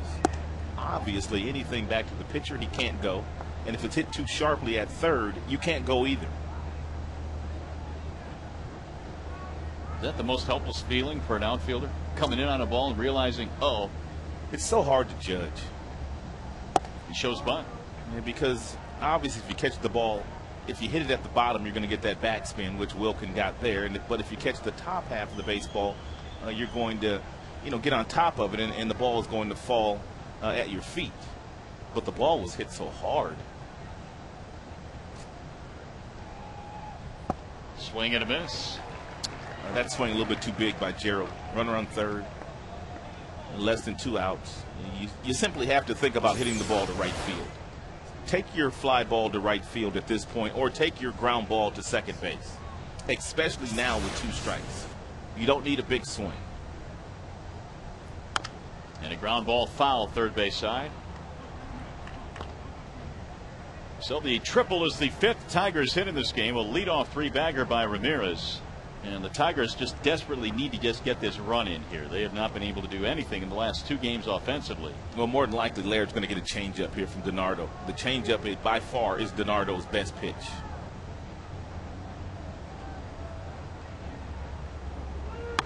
Driven in the air toward left field, and that ball is caught by DeJesus, who struggled with it but made the play, and Laird is able to get the job done by driving in the run.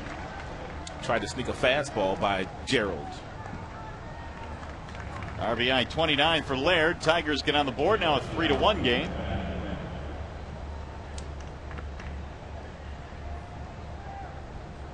Base is empty for Adam Everett.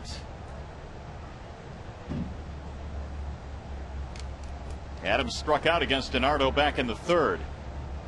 Collectively up and down their batting order, everybody's had a better at bat against DiNardo second time around. Gordon will throw out Everett, 2 away.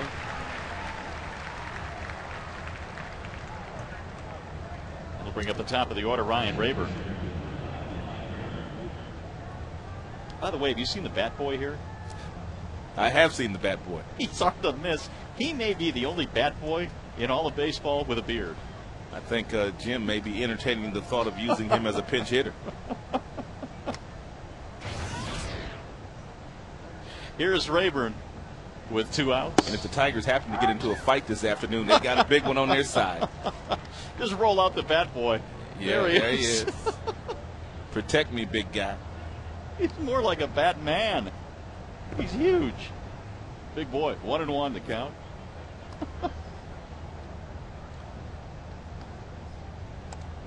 He obviously works down in the visiting clubhouse, as most Bat Boys do for the visiting team. They simply take that uniform off at the end of the day and try to help the Tigers get out of town. Line drive, base hit, maybe more. Into the gap in left center. Rayburn takes the turn aggressively. He's going for 2. Here comes the throw, and he is in there. Sliding with a double and another extra base hit for Detroit. Doubles are made out of the batter's box.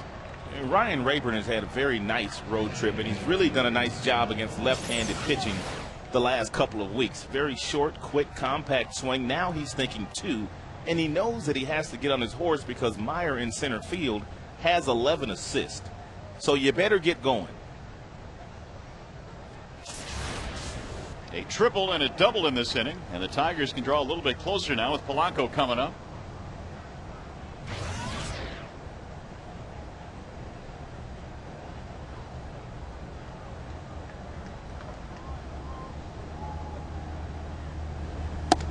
Way outside as Olivo had to leave the crouch to go get that one. 6 Tigers hits. 2 of them for extra bases in this 5th inning. Placido is 0 for 2, a rare strikeout back in the 4th after he thought he had himself a walk.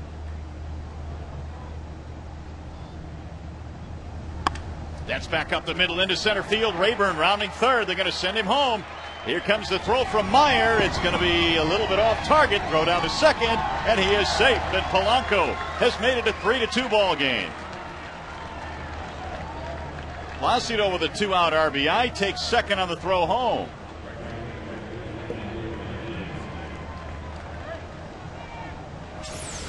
And Polanco has a knack for getting big hits, and he has done as much since putting on the Tigers uniform in 2005. And Gene Lamont not afraid of Meyer in center field. Rayburn was looking behind him, and Lamont said, "Let's go." And Rayburn took a look behind to see where Meyer was, but you really don't have to do so. You have to pay attention to what your third base coach is telling you. And Polanco was able to read the throw that got all the way to the catcher, and he did not miss a beat, able to get himself in the scoring position. 7 hits now for Detroit. They're back to within a run. They've got the tying run in scoring position. Bob McClure is out to have another talk with DiNardo. It won't last very long because Mark Carlson is already on his way out there as well.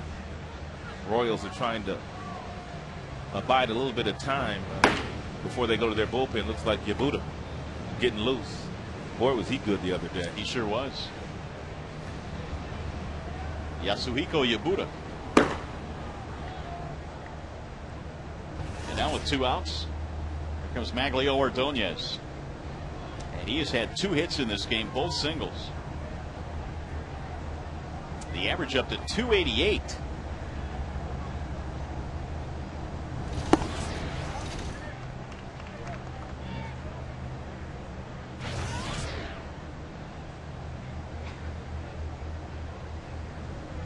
Big run for the Tigers, standing at second, the tying run here in the 5th. And the 1-0 is rolled foul. 1 ball, 1 strike on Maglio. Looks like Bob McClure may have told DiNardo to try to crowd Maglio with a fastball or a slider. Maglio has already singled a couple of times the opposite way in this ball game, which he will do. He gets a lot of hits in that direction.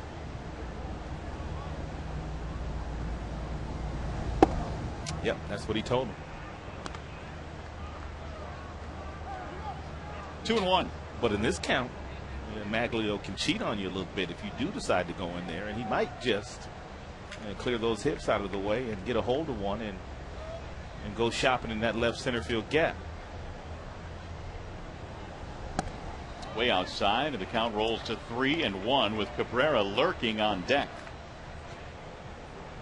This may be his last hitter. And then again, Trey may try to get him through 5, which would qualify him for a win today. But I don't think so. No, I don't think so either. 3-1 pitch is rolled foul. 3-2.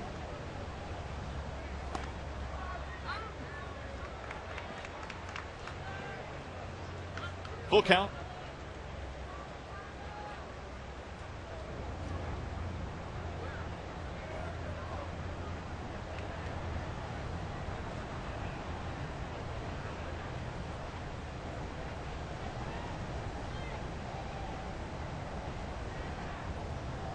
And the 3-2 pitch.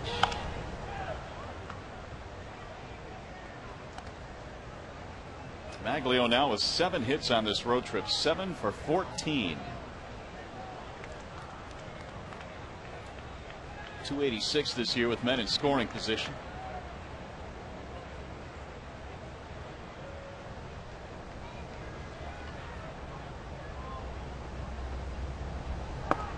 And he walked in ball 4. That's going to put 2 aboard. Decision time now for Trey.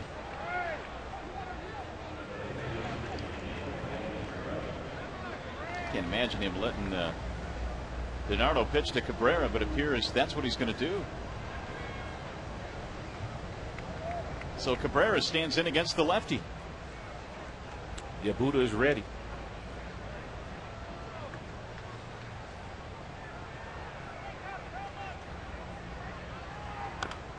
And a slow tapper. Foul, third base side. It took a left turn. 0-1 on Cabrera, who has a walk and a double play ball in this game. The Tigers have fought back for a couple of runs here in the 5th. They finally get on the board. And they have the tying run in scoring position.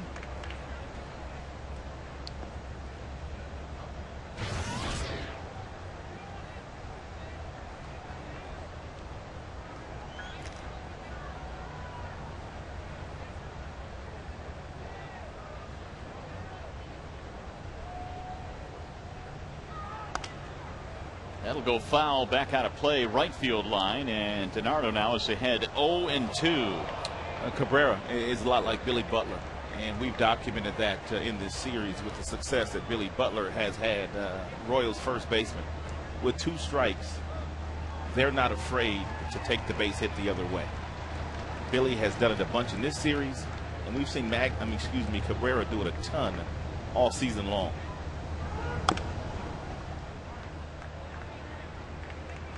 Cabrera, the Tigers' leading RBI man with 84. 28 home runs as well, which is one better than Brandon Inge. That one drilled his foot.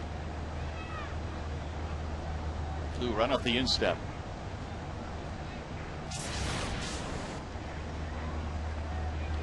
Oh, 2.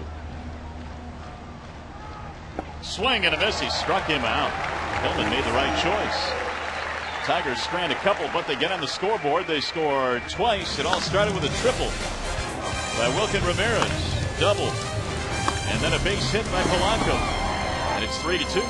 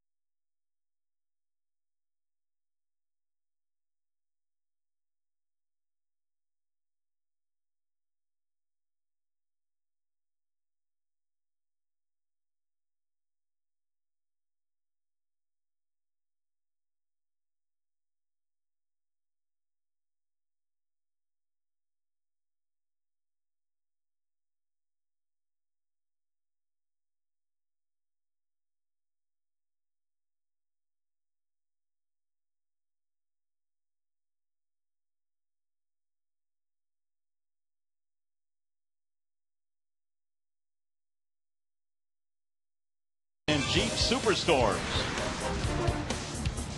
And by Wallside Windows, we can do that. We are the factory. Well, it is tightened up here in Kansas City. We're at Kauffman Stadium for the finale in this 3-game series and the final game of the road trip for the Tigers. It is now 3-2 in favor of the Royals. Jared Washburn back at the hill, facing Miguel Olivo to start things off. And he waves and misses. It'll be Olivo, Callaspo, and Pena. A 68-mile-per-hour changeup on the first pitch to Olivo. He had him way out in front, 0-1. Fouled straight back. Now this is where Washburn needs that shutdown inning. And we've well documented the fact that he has not had a stress-free inning in this game. But after your ball club has just gotten you 2 runs closer, you're trailing by 1 run now. You have to shut down this Kansas City Royals offense without giving up any more runs in this game.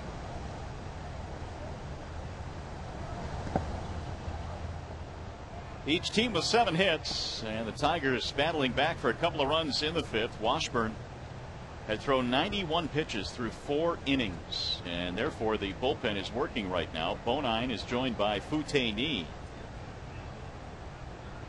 Swing and a miss. Down goes Olivo, 1 gone. It's going to be the first strikeout of the ball game for Jared Washburn. Well, don't miss your chance to be at Comerica Park for potential postseason games from now until September 16th. You can register at Tigers.com for a random online opportunity to purchase a limited availability of postseason tickets. For more information, go to Tigers.com.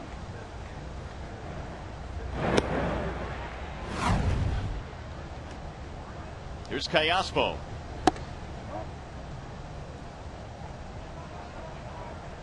Callaspo with a sac fly in the first inning, knocked in a run. He bounced out in the 3rd. Off the end of the bat, 1 ball, 1 strike.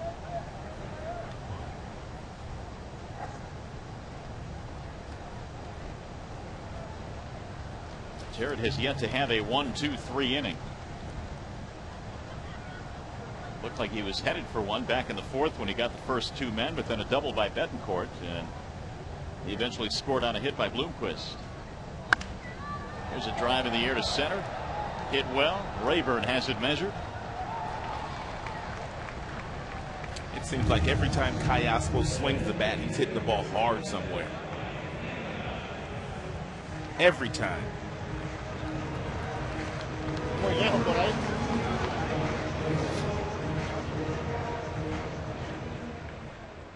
Here's Pena.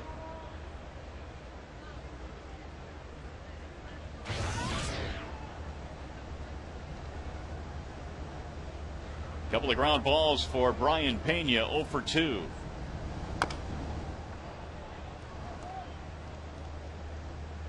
Royals getting a single run in the 1st, 1 in the 2nd, 1 in the 4th. Washburn battling through this one here to try and keep his team in the game. The Tigers have supported him with a couple of runs.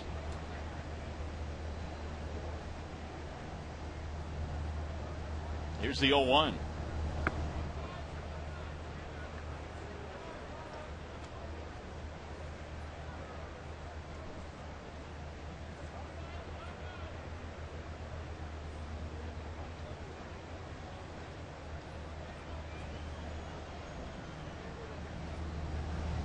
Swing and a miss. 1 ball and 2 strikes.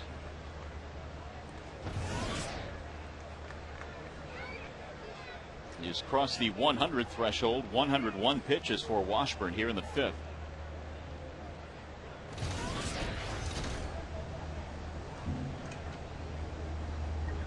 And the 1-2 pitch coming home.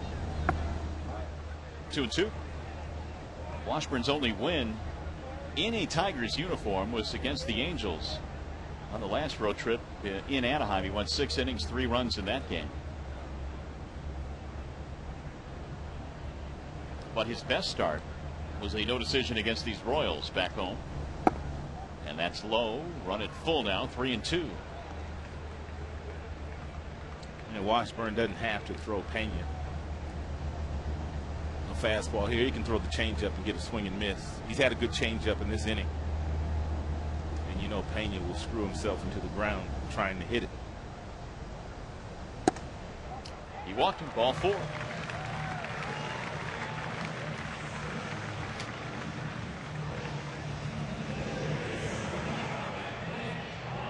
Three walks for Washburn.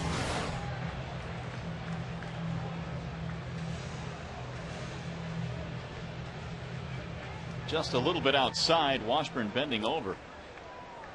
Thought he might have had strike 3.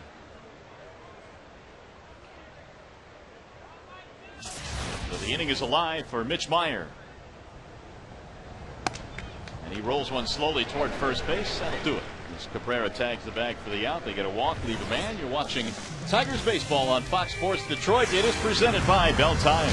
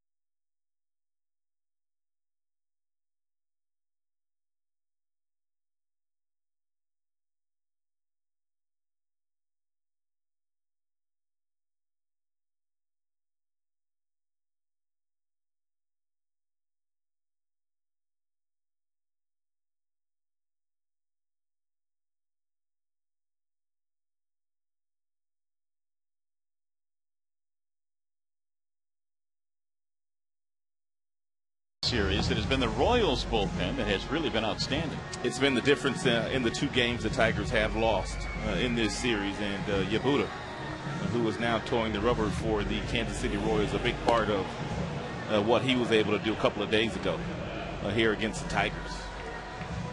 Wallside Windows pitching change, Yasuhiko Yabuda. And he will face Marcus Thames to lead it off here in the 6th inning. Thames, Inge, and Wilkin Ramirez in a 3-2 ball game.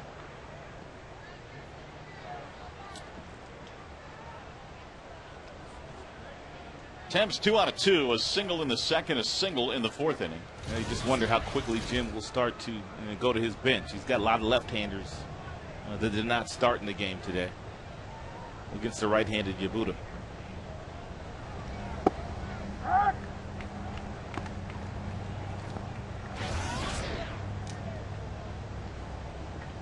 Tigers on the bench have Huff, they have Granderson, Guillen, Avila. Santiago hits from the left side as well. Kelly.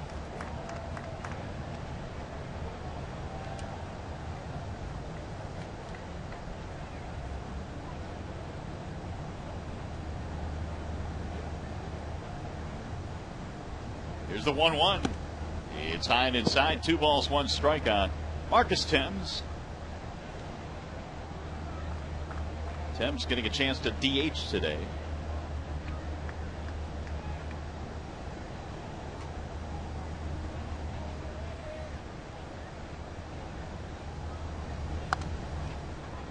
Thames probably prefers to DH versus playing the outfield. He knows he's going to get at least 3-4 at bats versus when he plays outfield. Usually Jim will go get him and put in a defensive replacement in the 5th or the 6th inning. Yeah, this way he gets his at bats. For the most part, he's pretty sure he'll get his at bats. Yabuda, 36 years old, out of Osaka. Last year, his first year with the Royals, and he misses outside. Run at full now. 3 balls and 2 strikes.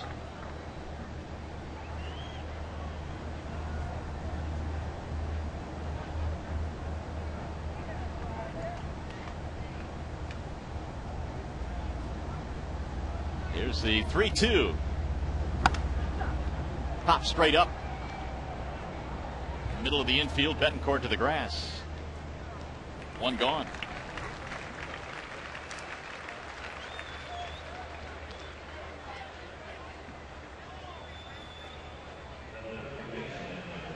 There's Brandon Inge. That scoreboard they have here is absolutely beautiful. Well, I know they spent a lot of money in refurbishing this place, but that scoreboard, without question, is the centerpiece out the center. How can you have something that big in high def? Now it looks really good. Stunning. That's a giant Brandon Inge looking over the stadium right now.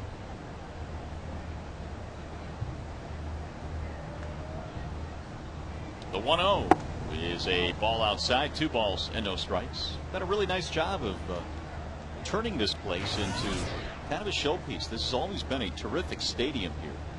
Always very well kept.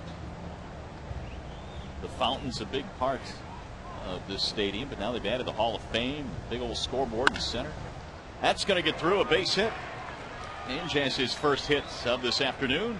Yeah, here in Dodger Stadium, a couple of ballparks that really only a few renovations are needed, whereas other places are building brand new yards.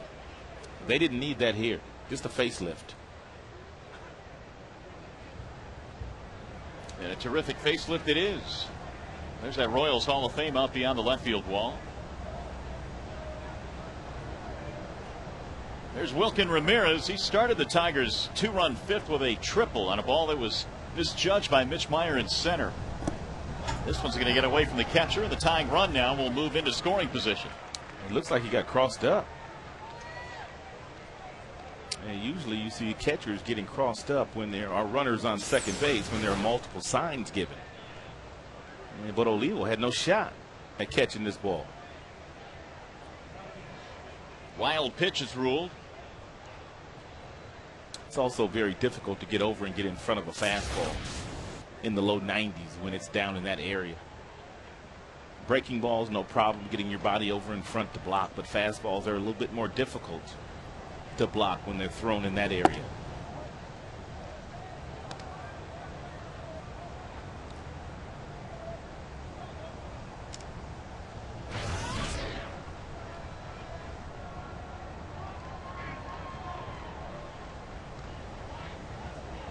So Ramirez now in a good hitters count here at 2-0. Wilkin trying to tie this one up. And he drives one foul. He whistled that thing way out in front. Yeah, Yabuda threw him a breaking ball. Something off speed. And Ramirez did with it what you're supposed to do in a 2-0 count. You don't want to get beat in this count. He unloaded. He is strong.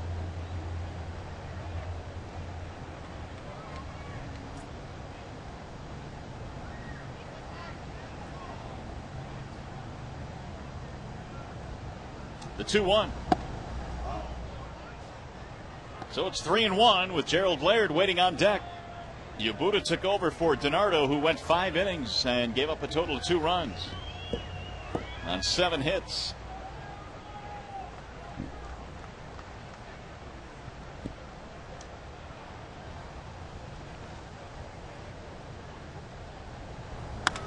Ground ball back up the middle. It's through. It's a base hit. Inge rounding third. He'll come around to score. And what a day for Wilkin Ramirez. An RBI single to tie it at 3.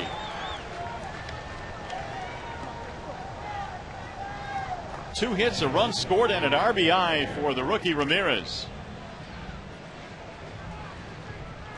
And Ramirez, in the back of his mind, must have been sitting on something soft, because this ball was located well. It was down. It was off the plate, outside, and Ramirez just stayed through it. Really nice piece of hitting, and that's after hitting the 2-0 pitch really foul down the left field line. Inge motoring in from second base. Boy, the wild pitch turns out to be huge in this inning. The game is tied now. Yabuda will leave. They go to the bullpen. Will step aside in a 3-3 game.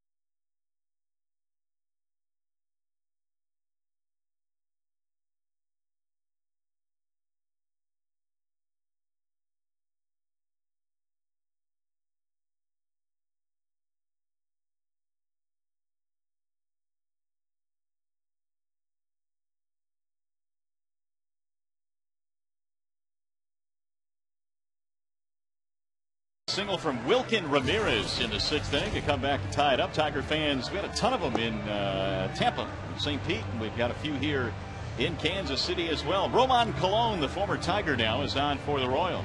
Ramon's got a very good arm. Fastball in the mid-90s, got a nice slider. Doesn't throw many changeups out of the bullpen, but when he was in a starting role, he used that changeup effectively. So Colon is going to come on and take on Laird here. The Tigers have the go-ahead man aboard now. They have 9 hits in this game. Offense perking up after 4 scoreless. Here's Laird.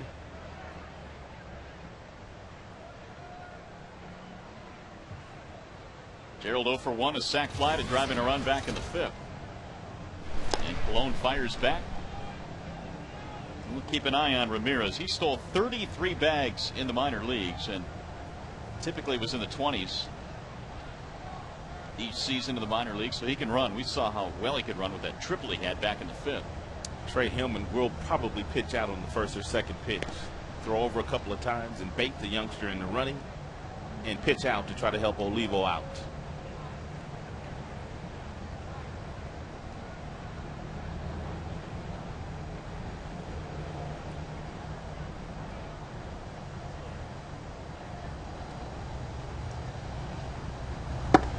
There's the fastball in there for a strike. Actually, I think John Gibbons, his bench coach, is the ones that relays the sign to the catcher Olivo. It's a nice luxury to have if you've got a former catcher and a former manager that sits next to you as your bench coach.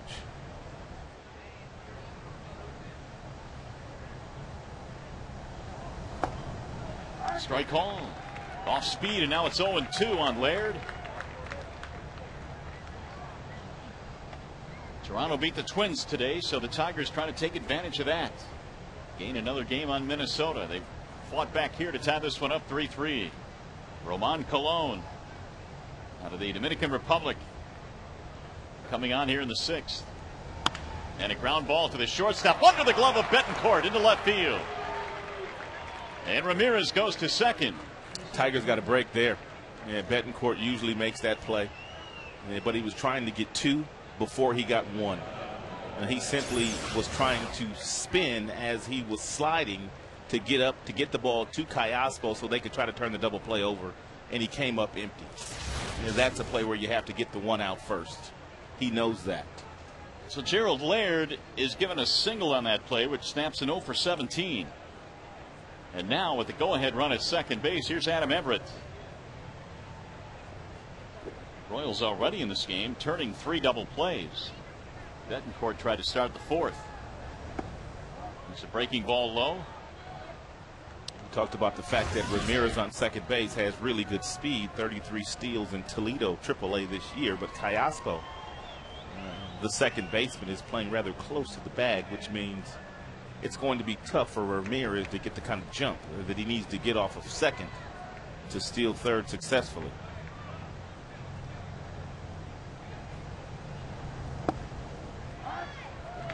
1-1 on Adam. Everett is 0 for 2. It also means if you're Laird on first, if Ramirez does run, you have to make sure you get a good jump, because usually catchers will try to get that tail runner versus getting the runner at third base. There goes the runner to 3rd. Ground ball under the glove of Gordon into left field. He was going over to cover 3rd.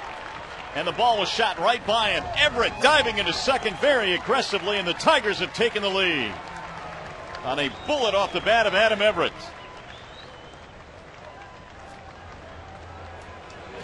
Wilkin Ramirez scores. It looked like Gordon was taking a couple of steps over toward 3rd base. He vacated his position, which allowed Ramirez, once he got there, he had to step over him and then touch the base with the left foot, and he was able to score rather easily, and Laird able to get to 3rd. Ramirez didn't have a great jump off of second base, but with the 33 steals last year, he is having some fun today. He has not gotten a lot of starts since coming up from the minor leagues, but he is making the most of them starts.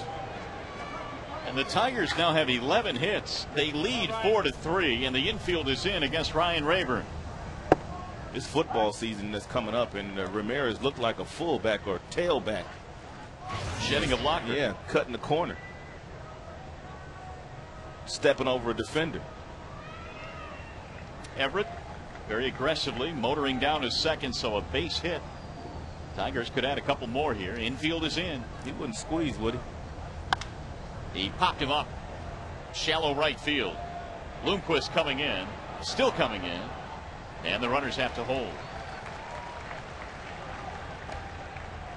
So 2 outs.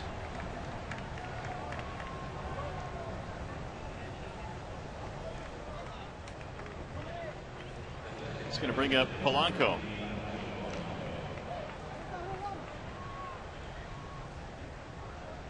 Placido had an RBI single that came in the 5th inning with 2 outs. It's the inning the Tigers crawled back into the game with a couple of runs. They have now taken the lead. But Polanco now trying to stretch that lead here. Infield back with 2 gone. And a ball inside.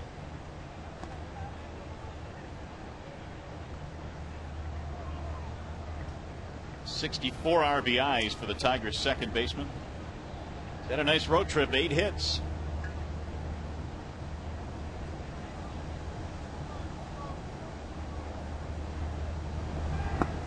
Thought about it, laid off, and the count is 2-0.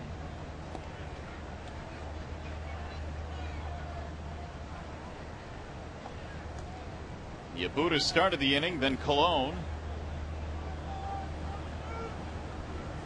DiNardo started the game, and he went 5 innings before giving way to the Royals bullpen, which up until now has been very good in this series. Bouncing ball right side, fielding is Butler. Colon late to the bag, and he just got there. So the Tigers will strand a couple of men in scoring position, but they will take the lead. 2 runs in the inning. Big inning for Wilkin Ramirez. RBI hit. High stepping around third to score a run.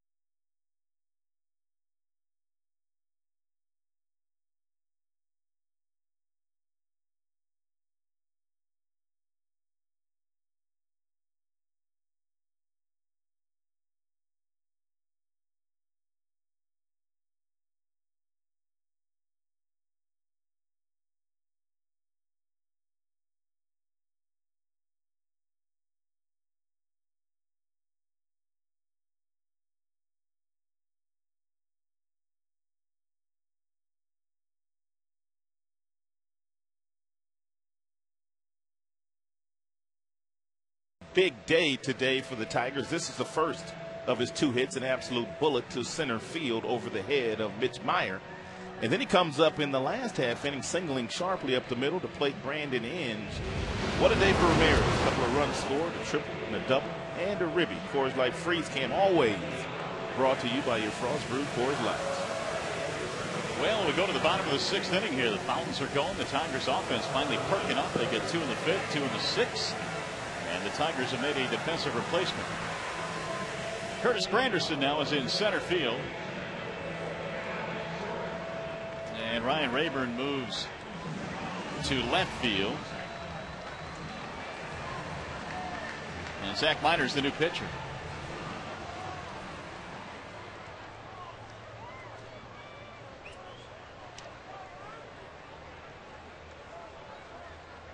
Alex Gordon, Yuniesky Betancourt, and David DeJesus facing Zach Miner. Tigers bullpen now will try and hold a 1-run lead. First pitch way outside. Alex Gordon reaching on a fielder's choice. He swiped the bag and then scored a run back in the second as the Royals were on their way to building a 3-0 advantage here this afternoon. And Minor misses high and away. 2 balls and no strikes.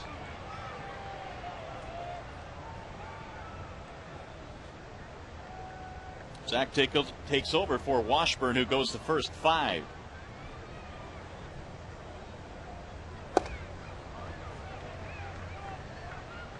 Good pitch there by Zach. And he can get up to 94, 95 with his fastball. On occasion, he can touch that. Yeah, but that fastball, 89 miles an hour with a little movement with it.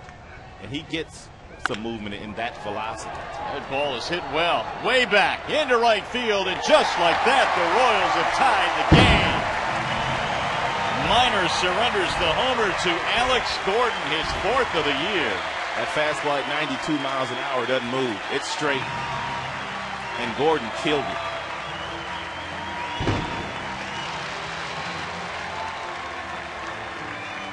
So the lead lasts all of 1 batter.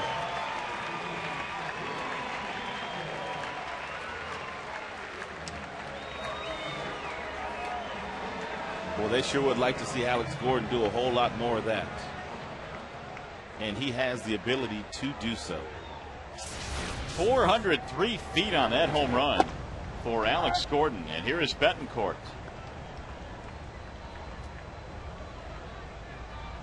4-4 ball game.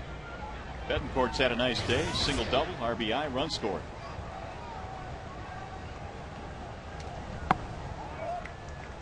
One ball, 1 strike.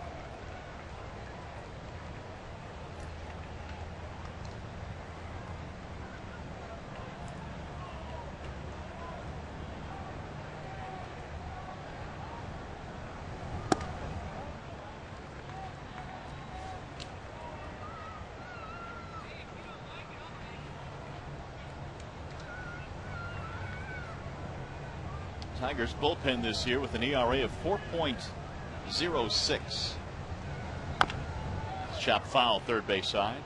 2 balls, 2 strikes.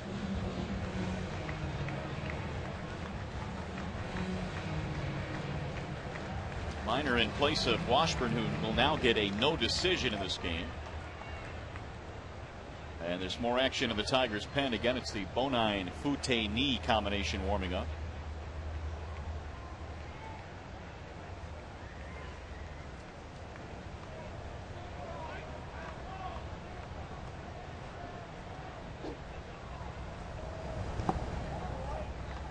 Three, 2.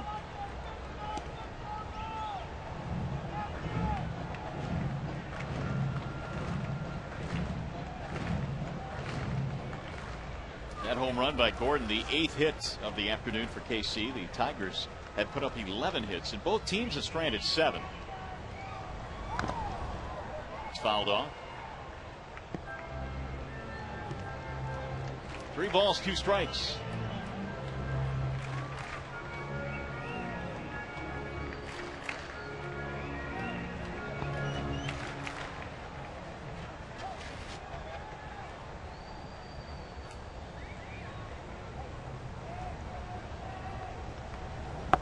And he lost it. So Minor comes on to give up a homer, and now the walk, and Betancourt is on board for the 3rd time today. And Jim not going to sit around too long and watch that. Got that right. Here he comes. He may not have a hook this time. He may have a Stern talker. Well, you've got DeJesus coming up. You've got Knee warming up, but we'll see if he's bringing the hook with him. And Jim usually makes the hook before he gets to the mound. This is one of those good old-fashioned tongue lash. That's a good way to put it. And a quick one. Short and sweet.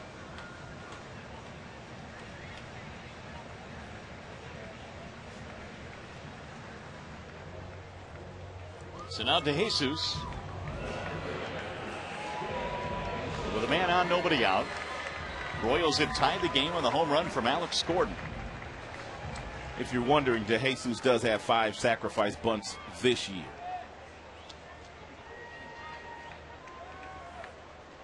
And Minor does a decent job of giving Laird an opportunity to throw should Betancourt try to steal.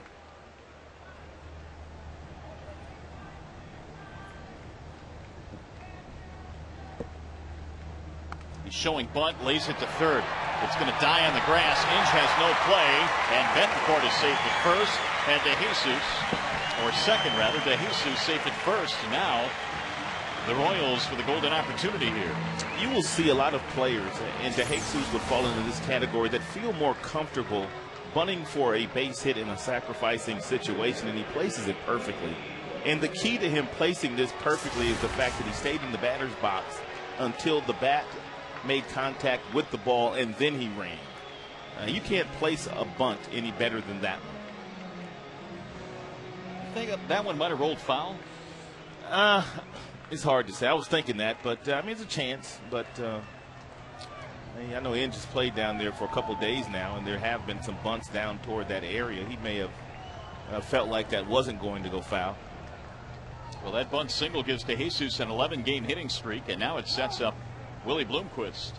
But having thought about it, even if Brandon does let it go, put it this way: if Brandon catches that ball cleanly with his throwing hand and throws it, DeJesus is safe anyway. Right. So he could have just allowed it to see if it was going to go foul, and they'd still have runners on first and second.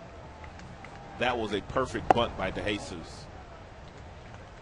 Now Bloomquist trying to give his team the lead again. Willie in the ball game, an RBI single. In fact, he's 2 for 3.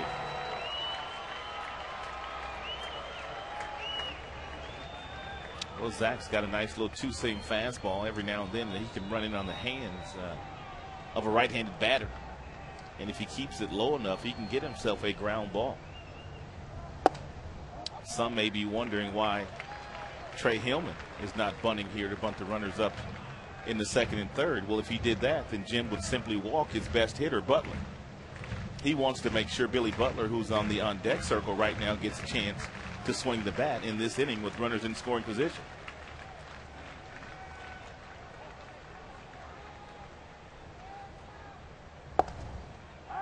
Two and one. Base on balls are killer, aren't they? The walk to Betancourt. Set up the bunt single by David DeJesus.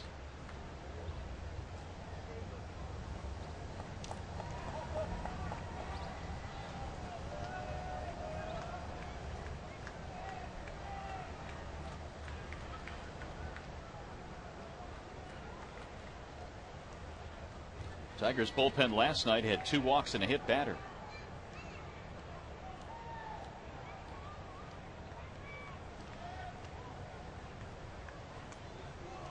Two and one on Bloomquist. That's skied in the air. Shallow left field. The shortstop Everett going back. And there's your first out of the inning. The runners hold. And it'll bring up Billy Butler. Well, this is what Butler has been able to do in this series against Tigers pitching, and he singled in his first time up today. With 2 strikes, he will simply flip the ball the other direction. And he'll take a double that way. He'll take a base hit that way. And if he's ahead in the count, 1-0, 2-0, 2-1, he will run those outfielders around as he has done with Granderson in this series. 3 doubles last night for Billy Butler. 3 of them. Do you know that was the 4th time this year Billy Butler has had 3 doubles in a game? The 4th time this year. Yeah, I read that. 3 doubles in a game. There's a strike call. That doesn't happen very often.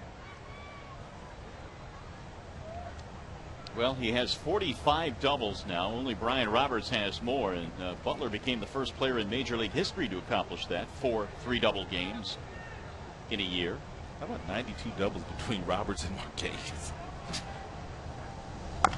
There's a ground ball foul. That's why we were talking about our poll question last night, and the Orioles becoming one of the teams that can turn it around quickly. They've got a nice offensive club.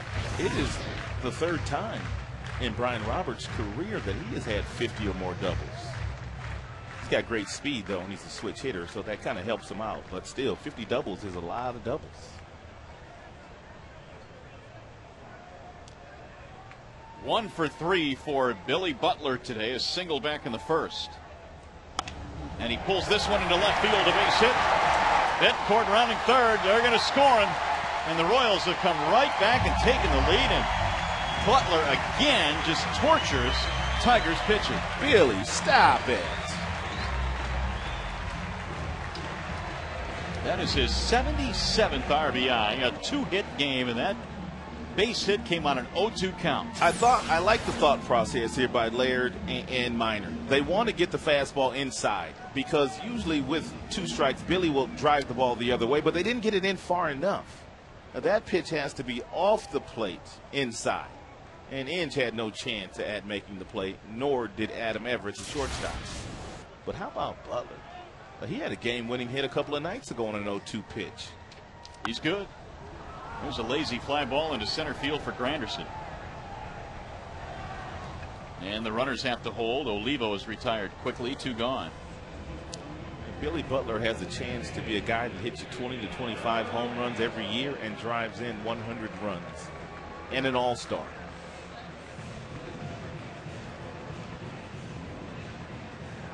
Tigers 11 hits, Royals have 10. And as I said earlier, that's the reason why Bloomquist was not going. He did not want to take the bat out of Billy Butler's hands, which Jim Leland would have done had that base been open at first. You know, Butler has had 6 straight multiple hit games now. That's how hot he's been. Red hot. Here's Callaspo.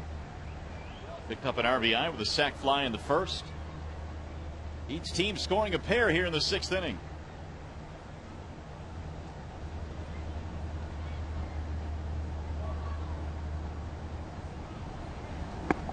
The bender missing low and inside.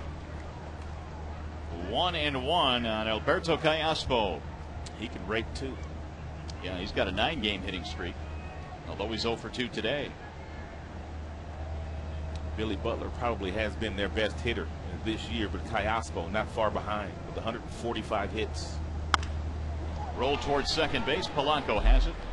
And that is that for the Royals. Not before they take the lead, though. They get 2 runs in, and we will go to the 7th in a 5-4 game.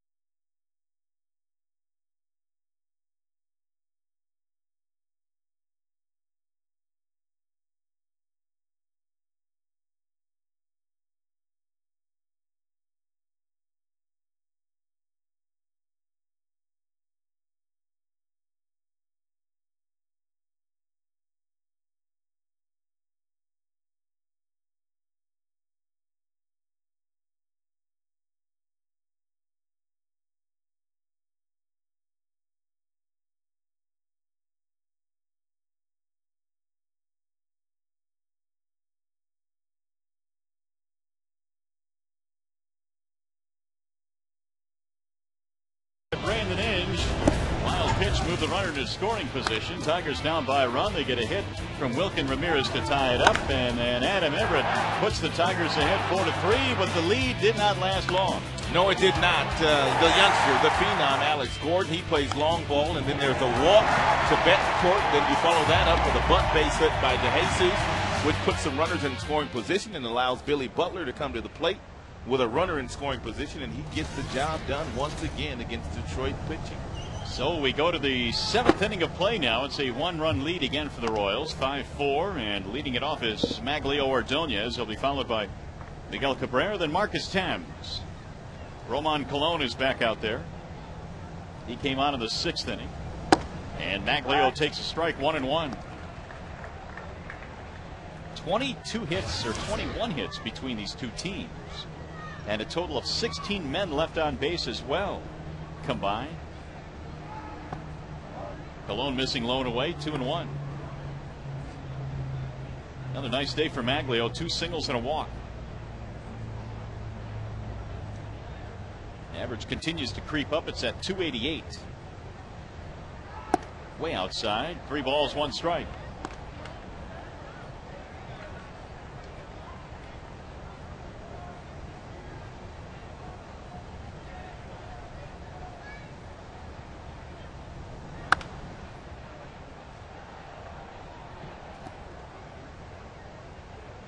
Three and two.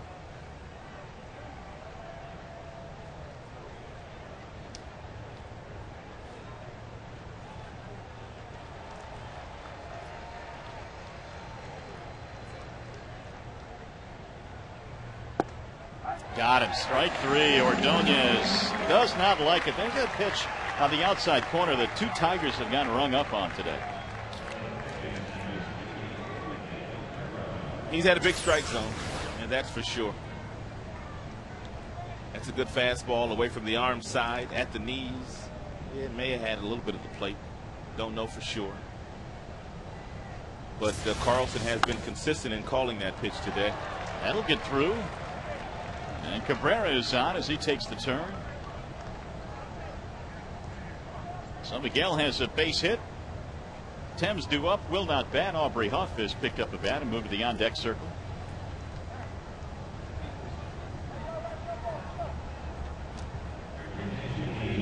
So Aubrey Huff will bat for Marcus Thames.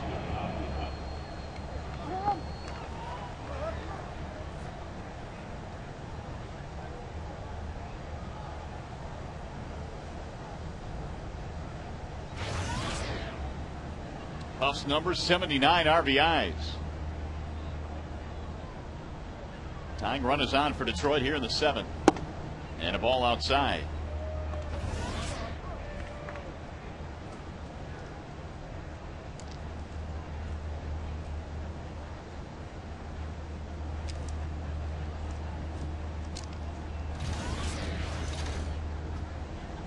Tigers now have 12 hits on the board. They did not score until getting 2 in the 5th.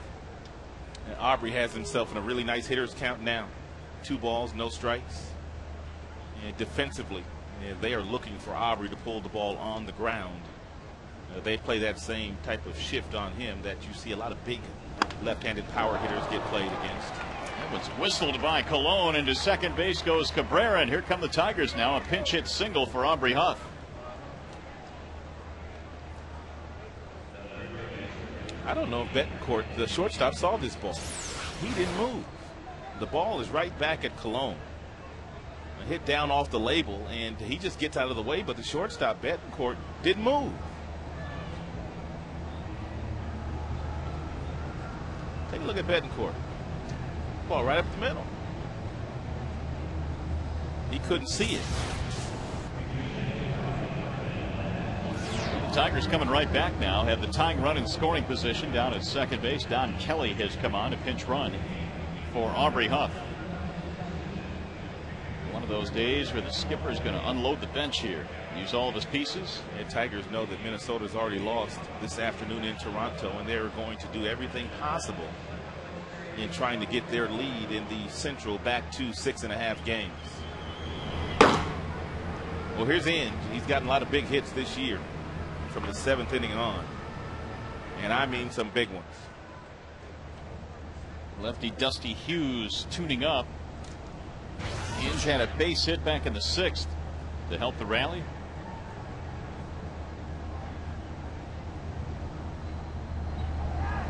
And a ground ball hit toward the shortstop. Betancourt has only one play, and that's the first. He shows off that strong throwing arm, but the runners will advance. Second and third with 2 outs. They're going to walk Granderson. But then again, Jim could pinch hit for Laird if he chooses to do so. Granderson's first at bat, he came on as a defensive replacement, and Instead, Trey Hillman will make a move here. They'll bring in the lefty. Yeah. He's hoping that Jim will take Granderson out of the game is what he's hoping. But I don't think that'll happen. We'll see, because Brandy's been in the 170 range against lefties. Cologne will depart. Lots of bodies on the benches, and the managers are utilizing all of the bodies that they have at their disposal these days.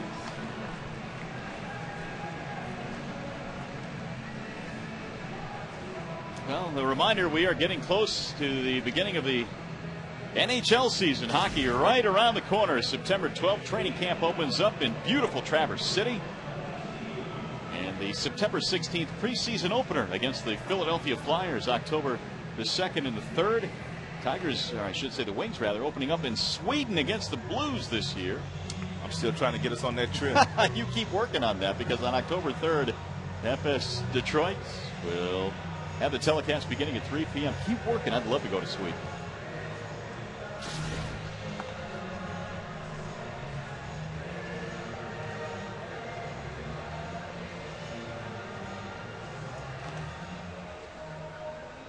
Well, we remind you as well to go inside the Big Ten Conference.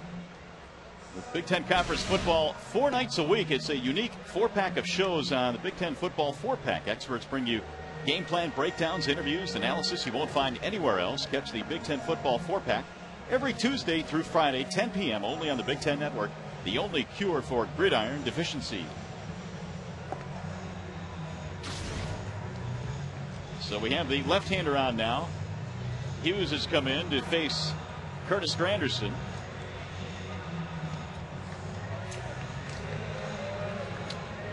Hughes has had one outing, 4 1/3, gave up 1 hit, did not give up a run. He walked 2 and he struck out 5, and that was against the Angels.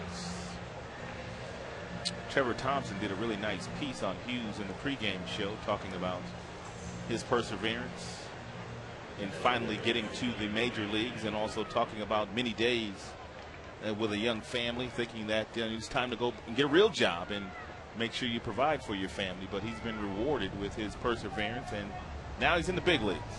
There are many of those stories in the minor leagues, some of them fortunate enough to get to the big league level. And Hughes is one of them as Granderson stands in, takes a ball outside. This is why Trey Hillman brought in the left-hander to face Granderson. Grandy hitting 183 against lefties, but Grandy got a big hit against Howell, I believe it was, in that weekend series against the Tampa Bay Rays. He's showing bunt.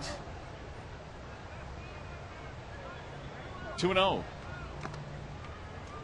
And Granderson does not need to lose his confidence in hitting against left-handers, however, because he knows he can do it. He's way too good a player and way too talented to not stay in there and get good swings, especially now 2-0. And it's 3-0.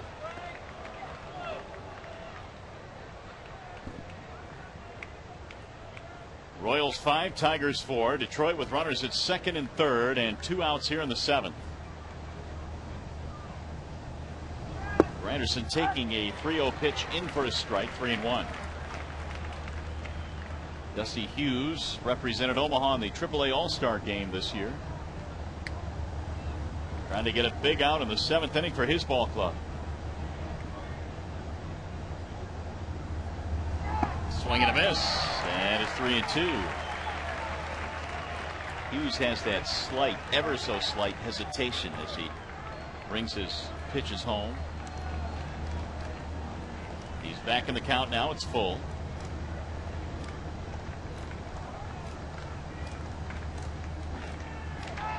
And a bouncing ball hit the second. This should get him out of the inning, and it does. So the Tigers threaten, do not score. Stretch time coming up in KC. It's 5-4 Royals.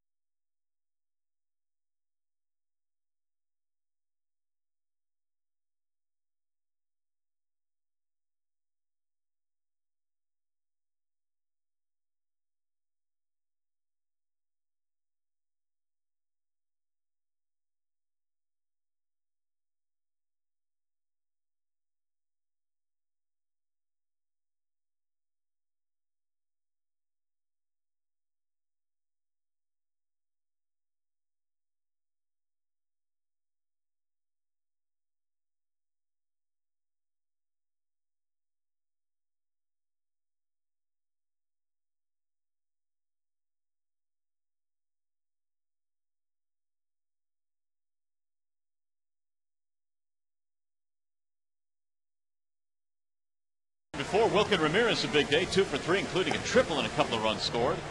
I've seen enough of Billy Butler to last me a while. He is 7 for 12 in this series with 4 doubles and 5 RBIs, and the runners in scoring position story as well for both teams. It'll be a short while because they'll be at Comerica Park next week. Glad you remind me. It won't be long. That next homestand with Toronto and KC coming in, but business at hand here. The Tigers need to come back. They got to win this game. They are trailing 5-4, a chance to pick up another game on Minnesota. They lost today as Minor goes back to work. Brian Pena leads it off. Minor gave up the home run to Gordon and the RBI single to Butler in the 6th inning, putting the Royals back in the lead. 1 ball, 1 strike on Pena.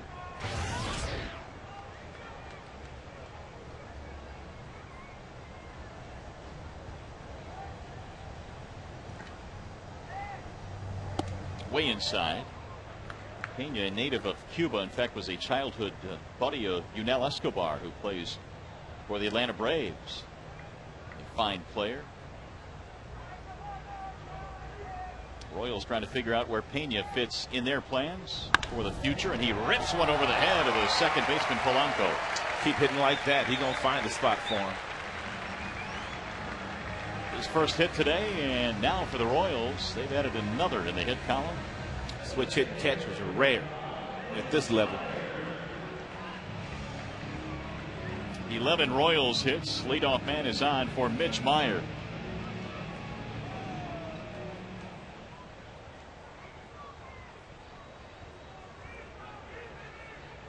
Maier is 1 for 3.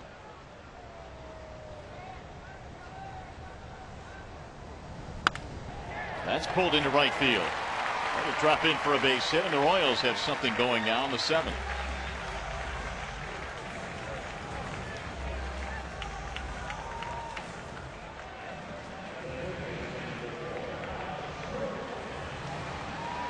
And Laird's gonna go out and buy Jim a little time while he makes sure whoever he wants to go to the bullpen is ready.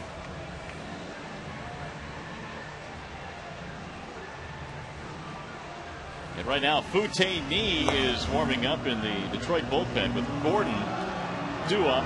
Leland will make the change here. The skipper coming out.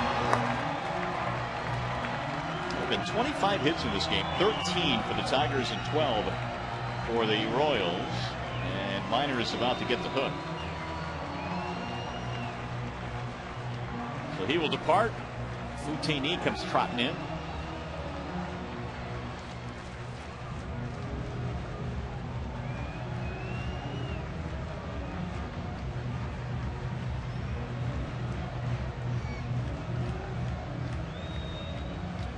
Royals 7, 8, 9 hitters today are combined 5 for 9 with a double, a home run, and a couple of RBIs.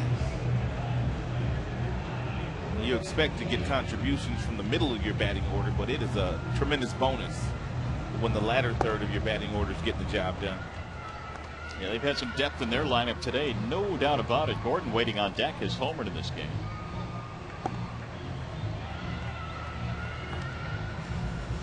Pinch runner at second base as well. Anderson coming in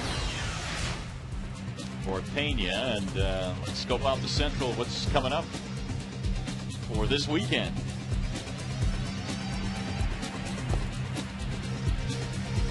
Twins at the A's, or A's at Twins, I should say. The White Sox have to travel to the West Coast. White Sox just made a trip to the West Coast not too long ago. Well, that's the one thing that really wasn't going to help the White Sox. Their schedule down the stretch, not very friendly at all. And it's one of the things the Tigers benefited from. In the first half of the season, they had terrible trips. They went to the West Coast, I believe, 3 times. And that's one of the reasons why they struggled mightily on the road. But it's smooth sailing in the remainder of the way as far as the travel schedule is concerned. Yeah, their last road trip is going to bring them through the Midwest, and everything else is at home. So travel-wise, you couldn't ask for anything better. He has been very good this year. And not only those numbers are outstanding, but he's inherited 20 base runners this year. 20 base runners, only 2 of which have scored. And this will be 22 now that he's inherited, and hopefully he can strand these 2. Sometimes those are the numbers that you have to look at when trying to grade a reliever when coming into a game. How many of the other guys' runs does he give up? Gordon showing bunt. Royals playing for some insurance runs here. Alex Gordon homered in his last at bat and now trying to sacrifice 2 runners up. You know the guy at second base can run, Josh Anderson. He can really fly. Do not just lay that fastball right down the middle, even though Gordon was squaring on the first pitch. It doesn't necessarily mean he's still bunting.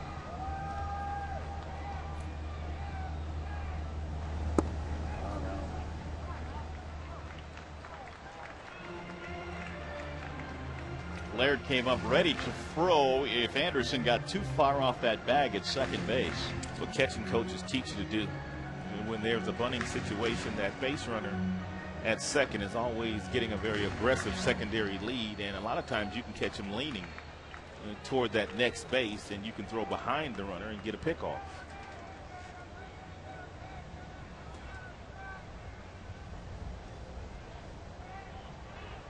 Two 2-0 on Alex Gordon. Leadoff singles by Pena and Meyer. Anderson pitch running at second. Tigers down by a run here in the 7th.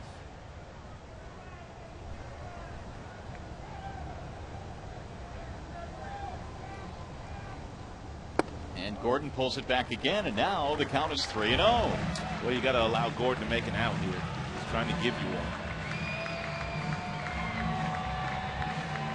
Meanwhile, Nee is on the brink of walking him, which would load the bases. So Gordon is up there now on 3-0. Still trying to bunt.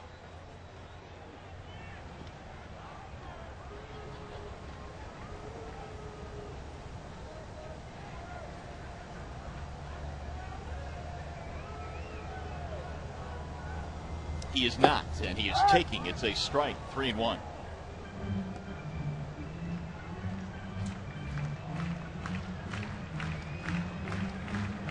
Fu-Tei in place of Zach Miner, who took over for the starter, Jared Washburn. Washburn a no decision today.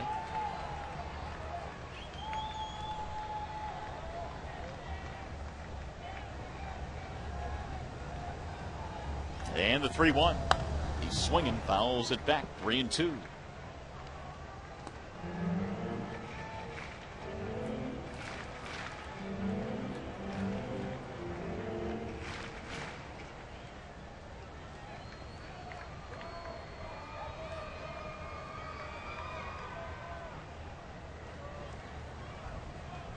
Three balls and 2 strikes on Alex Gordon.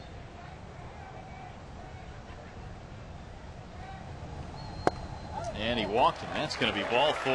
Load the bases with Royals.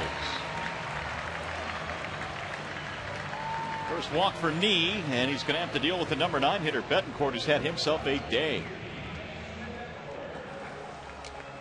Single, double, walk, 2 runs scored. He's driven 1 in, and here comes the skipper.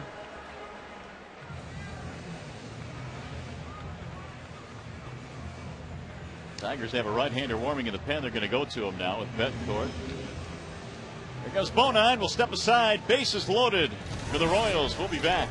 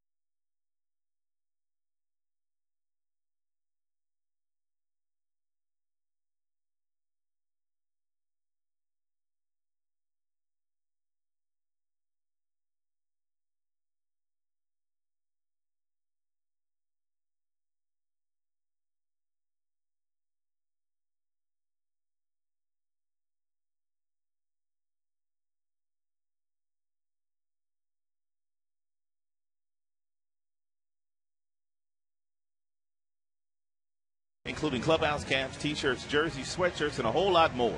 Get your Tigers gear straight from the source at the Tigers.com shop. Well, the Tigers in a big-time pickle now with the bases loaded, nobody out. Eddie Bonine will come out of the Detroit bullpen and try and put out the fire. Well, you know, more than likely there's going to be contact here because Eddie pitches to a lot of contact, does not strike out a lot of hitters. In one of the toughest positions to put a reliever in, to bring him in with the bases loaded, nobody out in a one-run game here in the 7th, and Yuniesky Betancourt will stand in. Betancourt's been on base 3 times today as the Royals look to add to their 5-4 lead.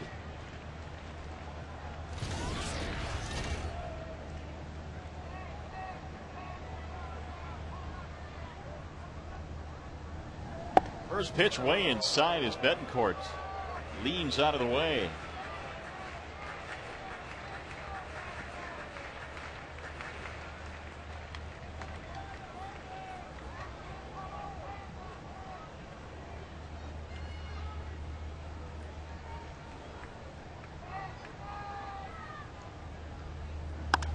Driven to center field. Granderson coming over. He'll make the catch. This will get a run in.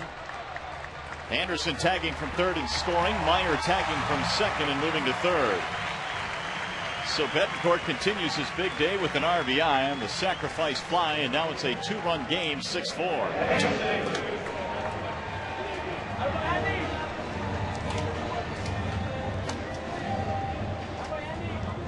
And still only 1 out of the inning.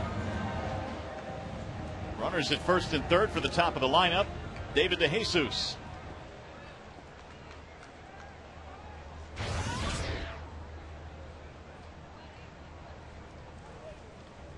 DeJesus on base 3 times today. He's walked a couple of times, extended his hitting streak with a bunt single in the 6th. And he's now hit safely in 11 straight. And he rips this one foul.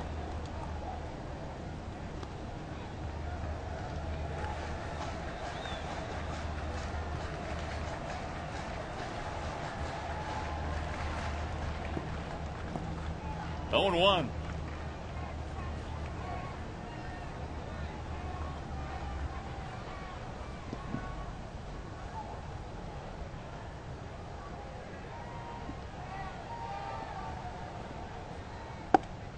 And missed inside. 1 ball, 1 strike. Polanco, the second baseman, and Everett, the shortstop, playing in a couple of steps. Tigers can't afford to give up this run standing at third base now. That would make it a 3-run deficit.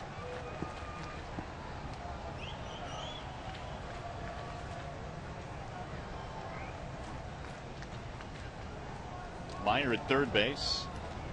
Gordon at first.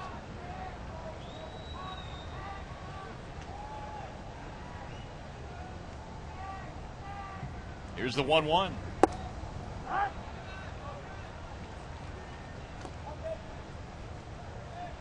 Let's check these numbers on Bonine. These are the correct numbers on Eddie. 51 strikeouts in 102 innings pitched down in AAA, and they hit 280 against him. Just 16 walks. He throws a lot of strikes.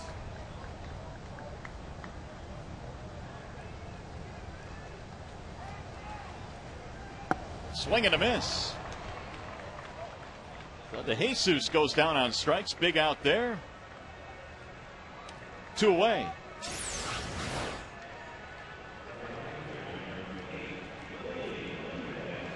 It's going to bring up Willie Bloomquist. Bonine has retired a couple of hitters. Bloomquist has a couple of hits and an RBI.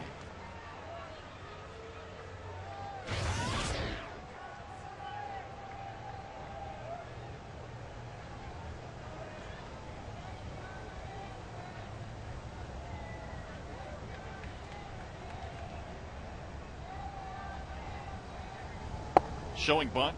1 ball, no strikes.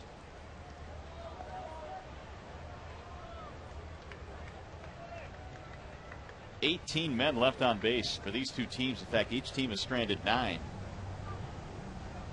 Been a back and forth ball game. The Royals at one time led 3-0. Tigers came back to take the lead. Now Detroit down by 2. and staring a sweep in the face if they cannot come back today. And there's a ball missing outside. 2 balls and no strikes.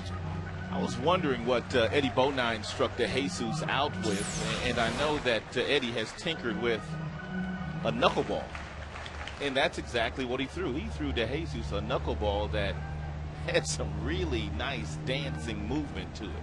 That was sweet. Absolutely. 2-0 pitch is outside. 3 balls, no strikes.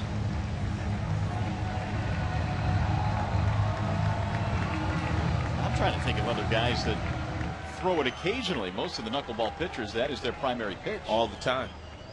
I know Eddie last year tinkered with that pitch a little bit. Started throwing it on the side. It had some nice movement to it, and he has taken it into the game on occasion. So a walk to Bloomquist is going to load the bases, and now who are they going to have to face? Oh my goodness. That's Billy Butler. That's exactly what Jim's saying right now. Not a good situation to be in. So the skipper pacing right now and muttering. The walk to Bloomquist does not set up a very good situation. Butler with the bases loaded, 360. 2 more hits today and an RBI.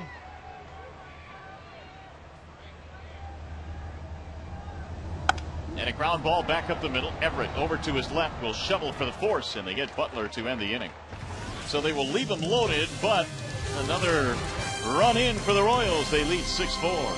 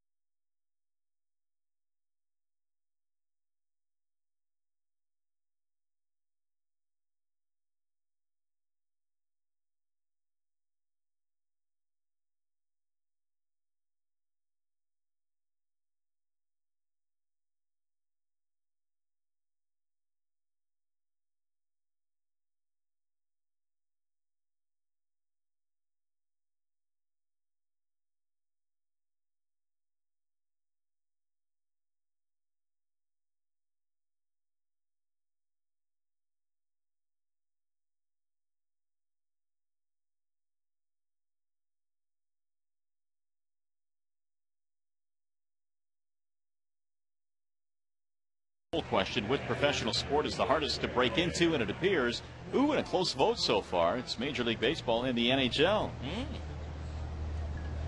Still taking votes. If you'd like to text A, B, C, or D to 37338 or FSDET. Standard text rates apply. Gerald Laird will lead it off here in the 8th inning. Tigers down by a pair, and he's hit by the pitch, and Laird hits the deck, hobbling. So the leadoff man is on, albeit very painfully.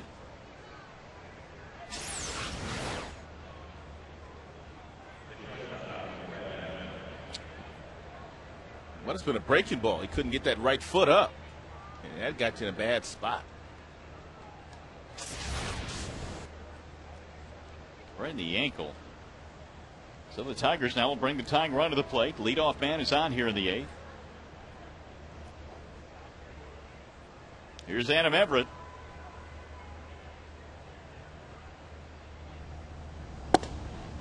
There's a strike. Adam had an RBI single in the Tigers' 2-run 6th.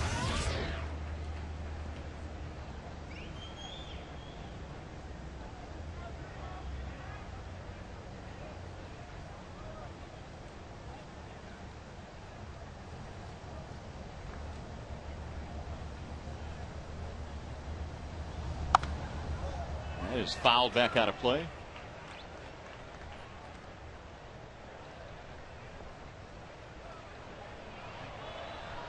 Well, the Tigers offense coming alive today in terms of the hit column. 13 hits, yet they've been able to muster only 4 runs. They've stranded 9, but how about the Royals? They've left 12 men on base today. Here's the 0-2. Fly ball in the air to left. David DeJesus camping under it, coming in a couple of steps. 1 out.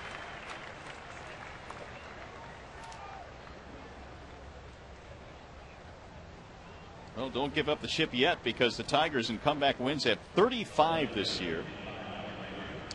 If the season would end today, the top 4 teams would be in the postseason. So I guess coming from behind to get wins and winning your division, they go hand in hand. Here's Rayburn.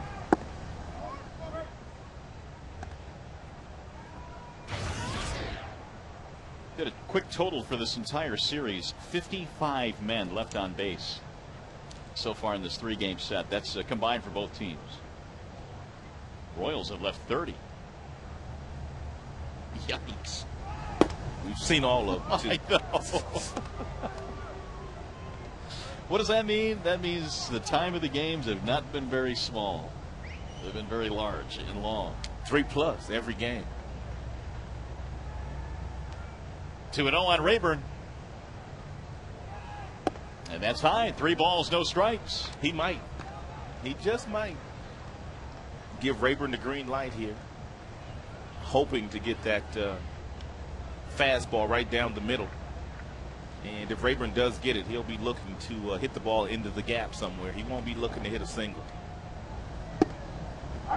He was taking it to 3-1.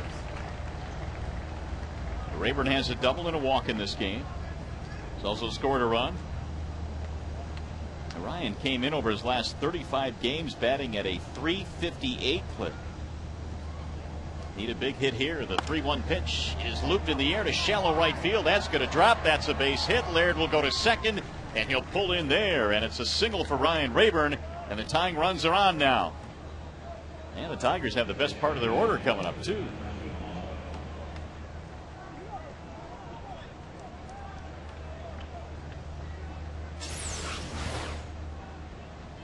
Looked like Hughes crowded Rayburn with a fastball inside, 3-1, and Rayburn fought it off and was strong enough to muscle it into shallow right field. Here comes Bob McClure. He's made quite a few trips out there today. Yes, he has. And he's talking to Hughes now. Hey fans, join us again tomorrow when the Tigers return home to start a 4-game series against the Toronto Blue Jays. Coverage begins at 6:30 with Tigers Live. Tigers baseball presented by Bell Tire tomorrow night on Fox Sports Detroit and Fox Sports Detroit HD. It's been a long time since we have seen the Toronto Blue Jays. Opening day, to be exact, that series in Toronto. Brian Talent, Nate Robertson, game 1. Nate getting his 3rd start since coming off the disabled list. Armando Galarraga is now in the Tigers bullpen. Nate also pitched an inning of relief, a few batters anyway, a few days ago, to get ready for that next start. So here's Polanco now with runners at first and second, 1 out. Tying runs are on for Detroit, and it's a ball. Placido today with an RBI single. Brandon Lyons starting to heat up.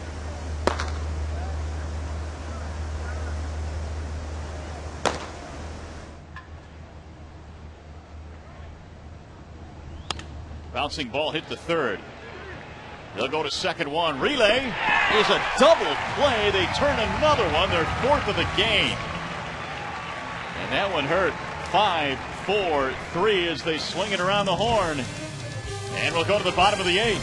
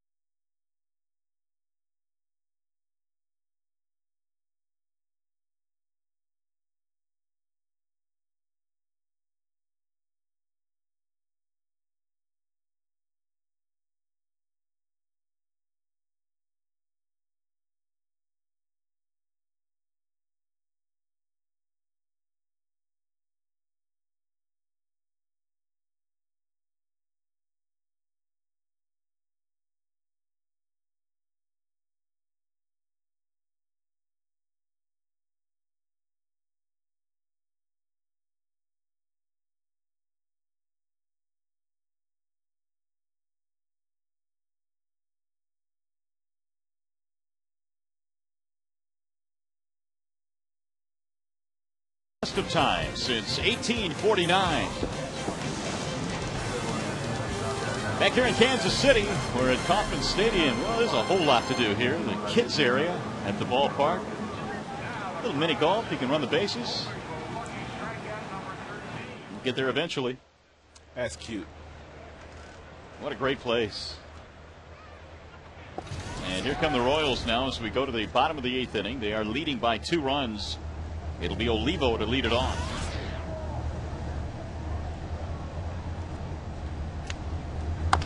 Bouncing ball foul third base side. 0-2 on Miguel Olivo. 6 runs, 12 hits for the Royals. Tigers have 4 runs, 14 hits.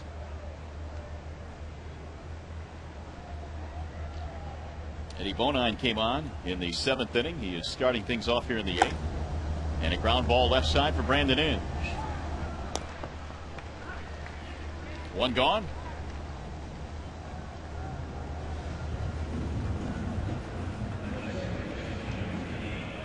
Apparently Eddie Bonine feeling awfully comfortable throwing that knuckleball these days. Whatever it takes. It's not a bad pitch at all. Boy, there's a lot of movement on that pitch.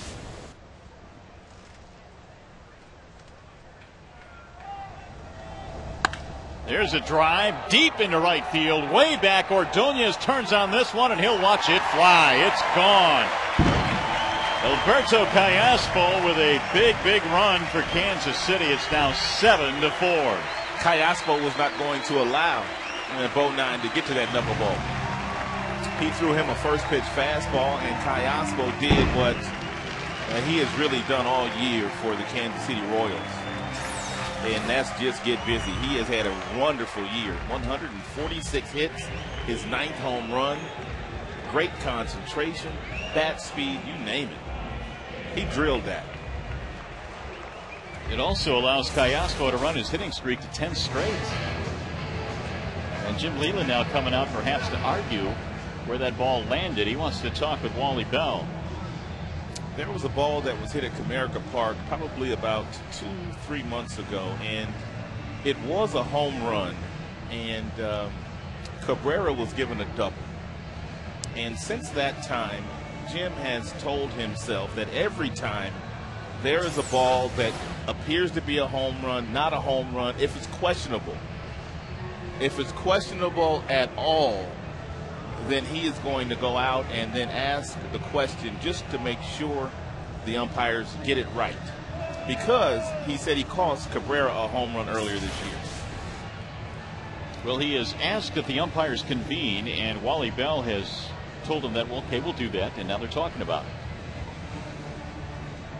it. Leland just wants them all to make sure, because that's a huge run. That makes it a 3-run game. And now they're going to talk with Leland. Nope, they're going to go look at it. They will review it. So Leland is successful in getting the umpires to review it. He cannot demand a review. The umpires have to want to do it on their own, and so they'll go take a look. It's worth a shot for Jim Leland.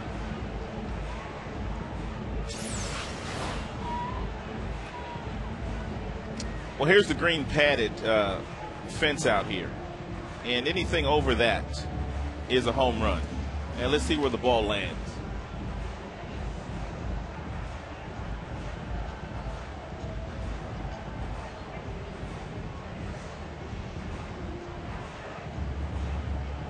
Here it comes. It appears to be over that green padding behind the padding, so that's a home run, I think. These two cats there got bad hands. You ripping out the fan. I can't say I disagree with you, but I think that's a home run. Well, Leland at least got him to look at it, but just kind of remind you on the rules for a review. Here are some of the key points. Managers cannot demand a replay review. A decision to reverse a call has to be made by the crew chief. And once that crew chief makes that decision, it is final and cannot be argued or protested by either team. They're going to call it a home run as Wally Bell comes out and signals it's gone. But Jim told himself after that game at Comerica Park, which took a home run away from Cabrera, it was to right field. He said that anytime it's close, it's questionable, I'm going to go out and ask the question. So he did, but he lost this round, and it remains a 7-4 game. We've seen about 4 or 5 of those this year where the umpires go underneath and review the potential home runs. Yeah, there have been quite a few, actually. Jacobs grounds out 4-3 for the second out. Royals today hit a couple of home runs. Gordon hit one in the 6th to tie the game, and now Callaspo has added an insurance run with a homer here in the 8th. Here comes Mitch Meyer.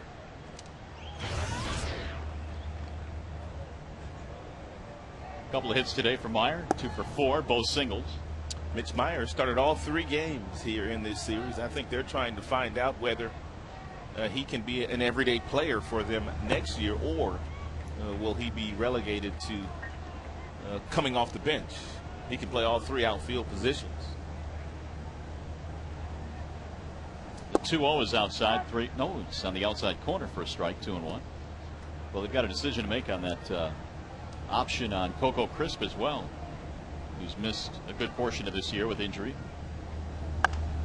Look out. That'll go foul back into the seats. The 2/3 of their outfield have not played a whole lot this year. Jose Guillen, their right fielder, has not played a lot. He is out for the year. And you just said that Chris also out for the year. Shattered his bat, rolled towards second. And Polanco will throw him outside, retired. Big insurance run in, though. You're watching Tigers baseball on Fox Sports Detroit, presented by Bell Tire.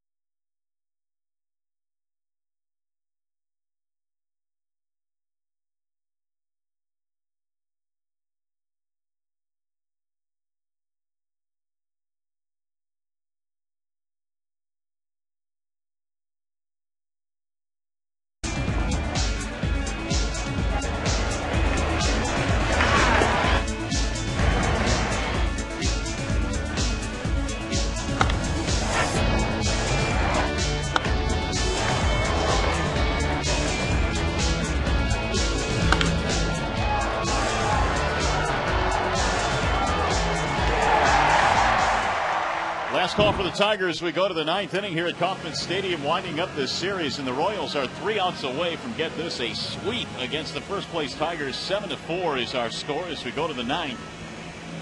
And Detroit will have to do it against Carlos Rosa. He will come on and try and get the save.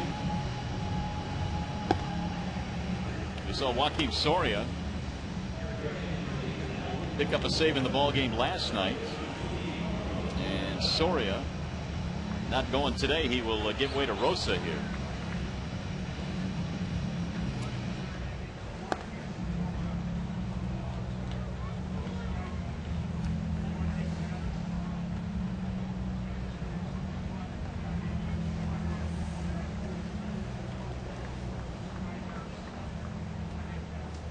So Hughes, the left-hander, is out. Rosa is in. And the youngster getting a bit extra instruction on the bench. Numbers this year on Rosa at AAA Omaha. 80 strikeouts, 32 walks, earned run average 4.5. Opponent's batting average 258. And he throws hard. That first fastball 95 miles an hour. It seems like every bullpen has 3 or 4 guys that are 95 and above. Ordonez standing in here to lead things off. 1 ball, 1 strike. 7-4 KC.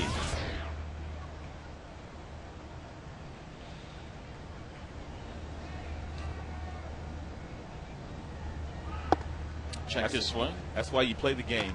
Tigers rolled into Kansas City. Both barrels loaded with Porcello, Verlander, and Washburn. They had Chin, Tejada. DiNardo today. And DiNardo. And they're 3 outs away from a sweep. Boy, Maglio really didn't like that last call from Mark Carlson. Boy, he's just not a fan of that call. Carlson now telling him to get in the batter's box. It's usually not a good day when the home plate umpire gets noticed as much as Carlson has been noticed today. The 2-2 is sliced, and it's into center field. A base hit. Maglio with a 3-hit day. The umpires get it right 99.9% of the time. That's just how good they are. But there has been lots of beefs with the strike zone this afternoon of Mark Carlson's. So here comes Cabrera as the Tigers put up their 15th hit. But the 10 left on base, a big part of the story here as well today. Ball 1.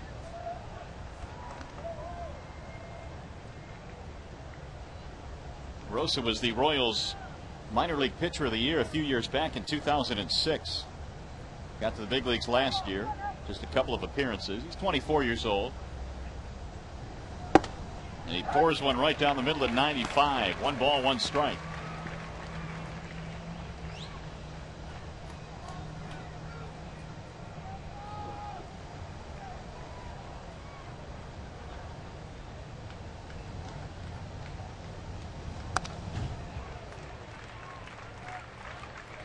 Looks like Rosa comes straight over the top.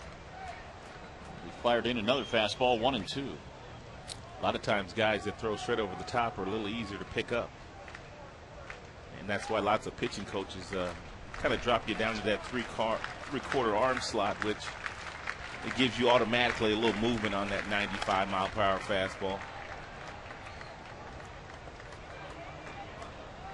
1-2 on Cabrera.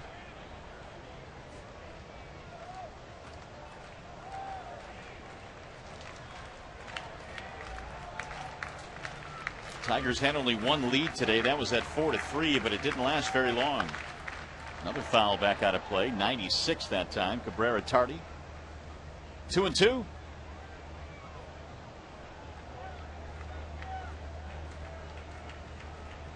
Another big part of the story today, the 4 double plays that the Royals have turned. But one of them came with the bases loaded. A huge double play back in the 4th inning. The 2-2. Fouled off again.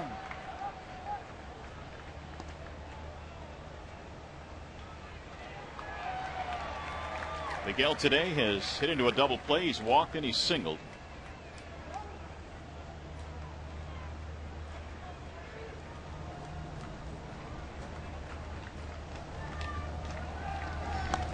Another foul.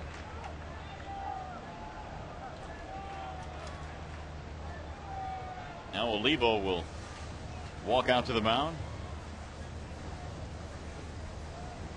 This will be the 9th pitch coming up in this at bat. Tigers need another base runner to bring the tying run to the plate.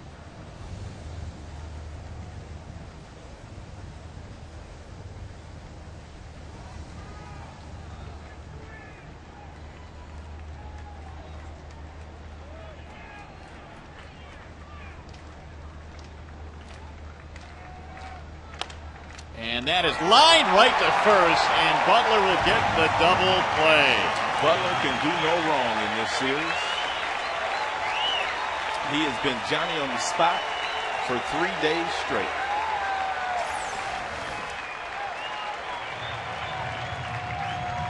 Bad luck right there for the Tigers.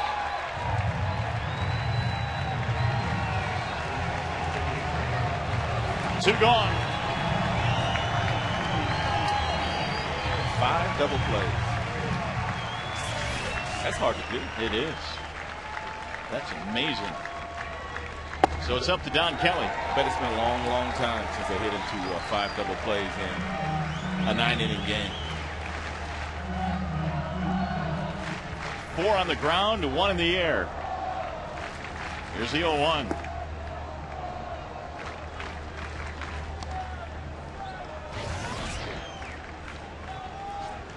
A little over 12,000 in attendance here today. They're scattered throughout the stadium, on their feet now, looking for the final out. Swing and a miss. 1-2. Rosa did a nice job against Cabrera. He threw him strike after strike after strike, and finally got him to line into a double play.